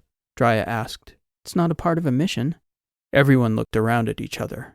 After a few moments, Goss spoke. "It had to have been a plan. For those of you who were sleeping, an atmospheric alarm was tripped on the cannon to wake us. I, Krzysztof, and Drya evacuated the other ship. Rishi went across with Krzysztof's robot, ostensibly to fix the ship. Then she stole it." "Oh man," Krzysztof said. "What?" Transom replied, shaking his head at him. "That sounded ominous." "It's just, we thought we were in the clear, you know? Birch and Nelius and Verona and..." There was a long pause. "Spit it out, Juice," Transom insisted. "Rishi had lost it in the future. It wasn't her, though. It was her future self, the Rishi from that time. She killed Verona and Clem." "Clem?" Goss asked. "Who's Clem?" He looked at Karolina. "Carly, what Clem is he talking about?" "Rishi lost it," Krzysztof continued. "And that's what we were afraid of when we got back, me and Birch. But it doesn't make sense. Something had to change. She'd just given me a data package to give to Birch last night. She just told me, no less than 6 hours ago that I was to take that ship with Drya to pick up Birch and Omar after dropping off Colin in Ithaca. I don't understand it." As Krzysztof was talking, the lights glitched.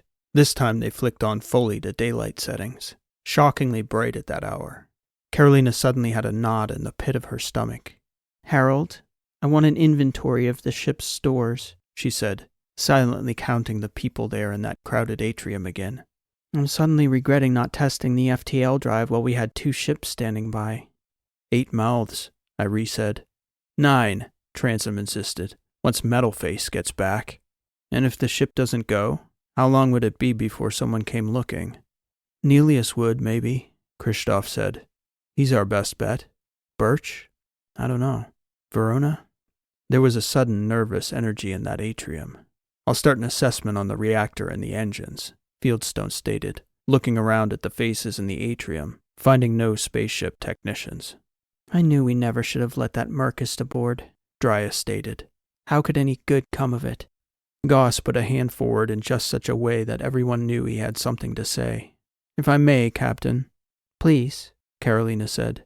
"Apart from the inventory Harold is performing, there isn't much to be done right now but wait for our final compatriot to return. Is that correct?" No one spoke up to contradict him. "That being the case, I suggest we settle in and calmly go about our business. A proper recounting of the past 24 hours from each of us may help us piece together how this happened.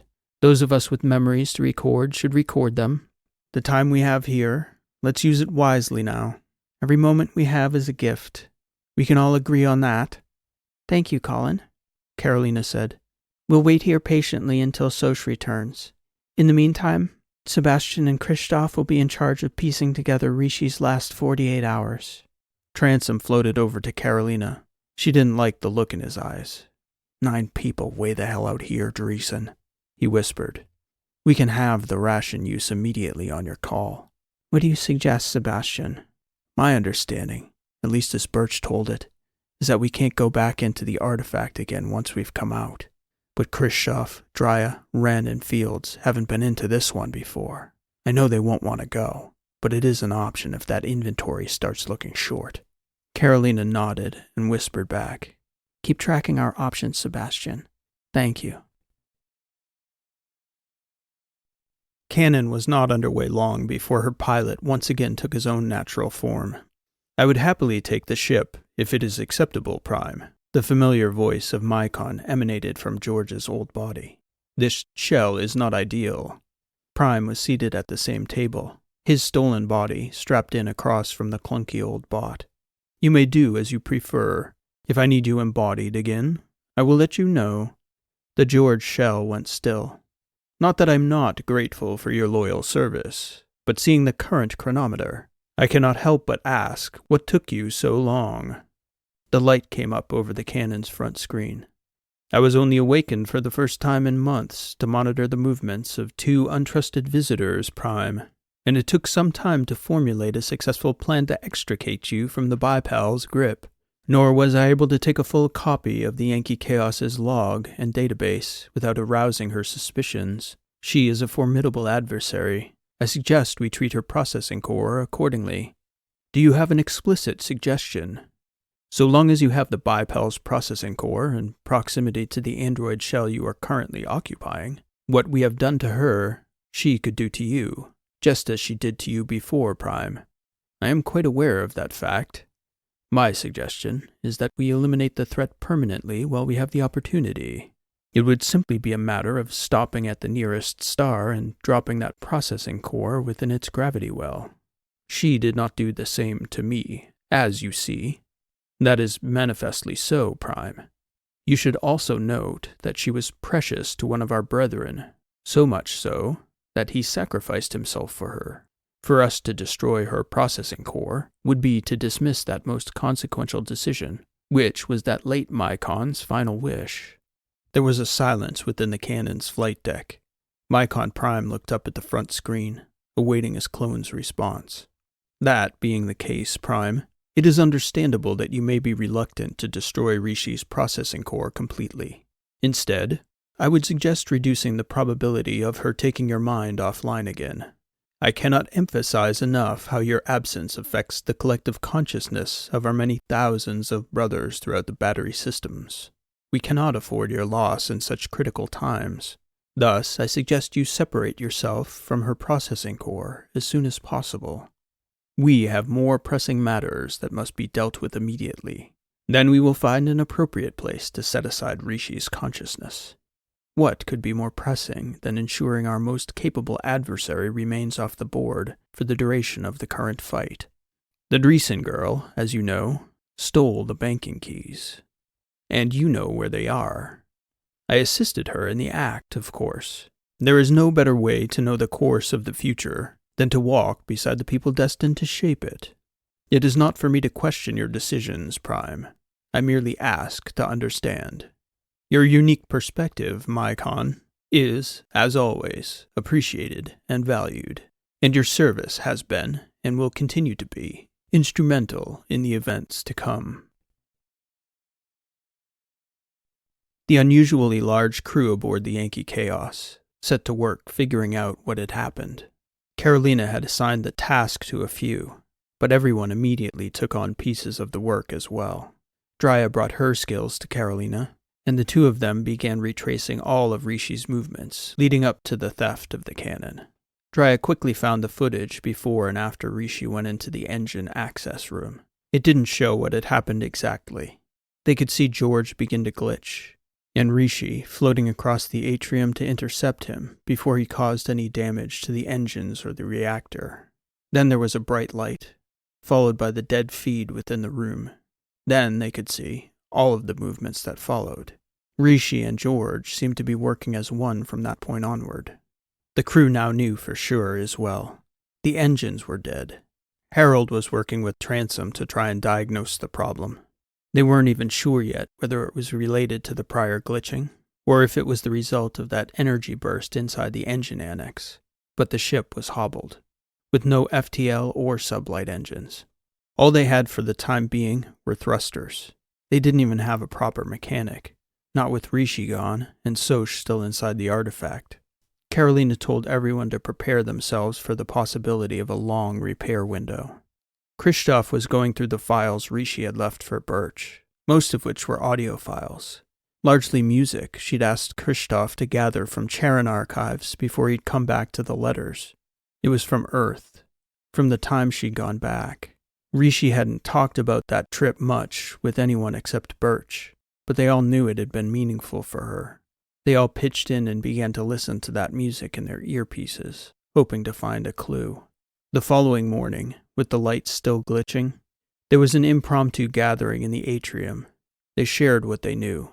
They began to draw a consensus that something had happened to Rishi in that room, that it hadn't been a long-standing plan of Rishi's to deviate from their course and commandeer Verona's ship, that something else might be working on her, possessing Rishi's consciousness, that the prime suspect must be the Murkst, and that they needed to go after Rishi as soon as possible, as they had no idea what she might do, both with her incredible intelligence and power, but also with the extremely sensitive information she possessed. During the meeting, Karolina noticed that throughout, Fieldstone seemed particularly quiet, even sullen. He might not have said 2 words the entire morning, so it was a surprise to Karolina when he appeared at the doorway to the flight deck afterwards, especially as Drya was strapped in beside her. "Hi, Drya," he said, addressing his former lover. "Are you okay?" She nodded. "I need to talk to Karolina." There was a pause as she looked over at Karolina, and then back at Fieldstone. "Do you want me to go?" "You can stay if you prefer. I'd like for us to be okay to be in the same room together." "I'm okay, Fields. Please." Drya gestured for him to go ahead and share what he needed to tell Karolina. "So, I'd spoken with Rishi a bit since coming back. We share a kinship I can't quite explain to anyone else properly." "I was waiting for you to try," Drya said. "We know that other place was..." Her voice cracked as the thoughts came back to her. "It's more complicated than that, too," Fields told her. "Even Ren doesn't fully understand. I haven't told you all the extent of it, what it meant to become a fully technological being. That world, what they were up against. I've been trying to make sense of it, trying to figure out how it fits in our time, and in our part of the galaxy. This turn with Rishi, I think it's time for me to try, ready or not. Maybe get some help with it. The same way everyone's pitching in right now to figure out what happened with Rishi. And since it seems like we're going to have some time figuring it all out, it's probably about time I put my story on the table." "Do you want to tell me first, Fieldstone?" Karolina asked. "Or should I call everyone together?" Fields sighed. "Damn, I don't know. What do you two think? Maybe I should just start?" "Whoa, whoa," a voice exclaimed over comms, followed by several coughs and a long, deep breath. "I thought it was a dream." "Thank God," Drya said. They all recognized the voice immediately. "It's not a dream, Soch," Karolina answered after she tapped open the channel on their end. "You're back, my friend. You're inside the artifact. We'll be out to get you in a moment. Sit tight right there. You're probably disoriented. No, I'm not disoriented at all. I remember everything. I remember it all. I didn't know life could be like that, Karolina. I never knew. You can be so impossibly bright. Okay, Soch. Stand by. We want to hear. I have so much to tell you. So vivid. We look forward to listening as soon as we get you inside. It's good to have you home again. So, Soch said, exhaling as he did. How long was I gone? And, what did I miss? Karolina turned and looked over her shoulder at Fieldstone. He nodded as she smiled at him. Timing is everything, Fields replied, returning the smile. So it would seem, Karolina replied. We do have some time. So, for the moment, Fieldstone, if you wouldn't mind, hold that thought. Death of the Word. This has been an original story, written and read by P.E. Rowe. Thank you for listening, and I hope you enjoyed the story.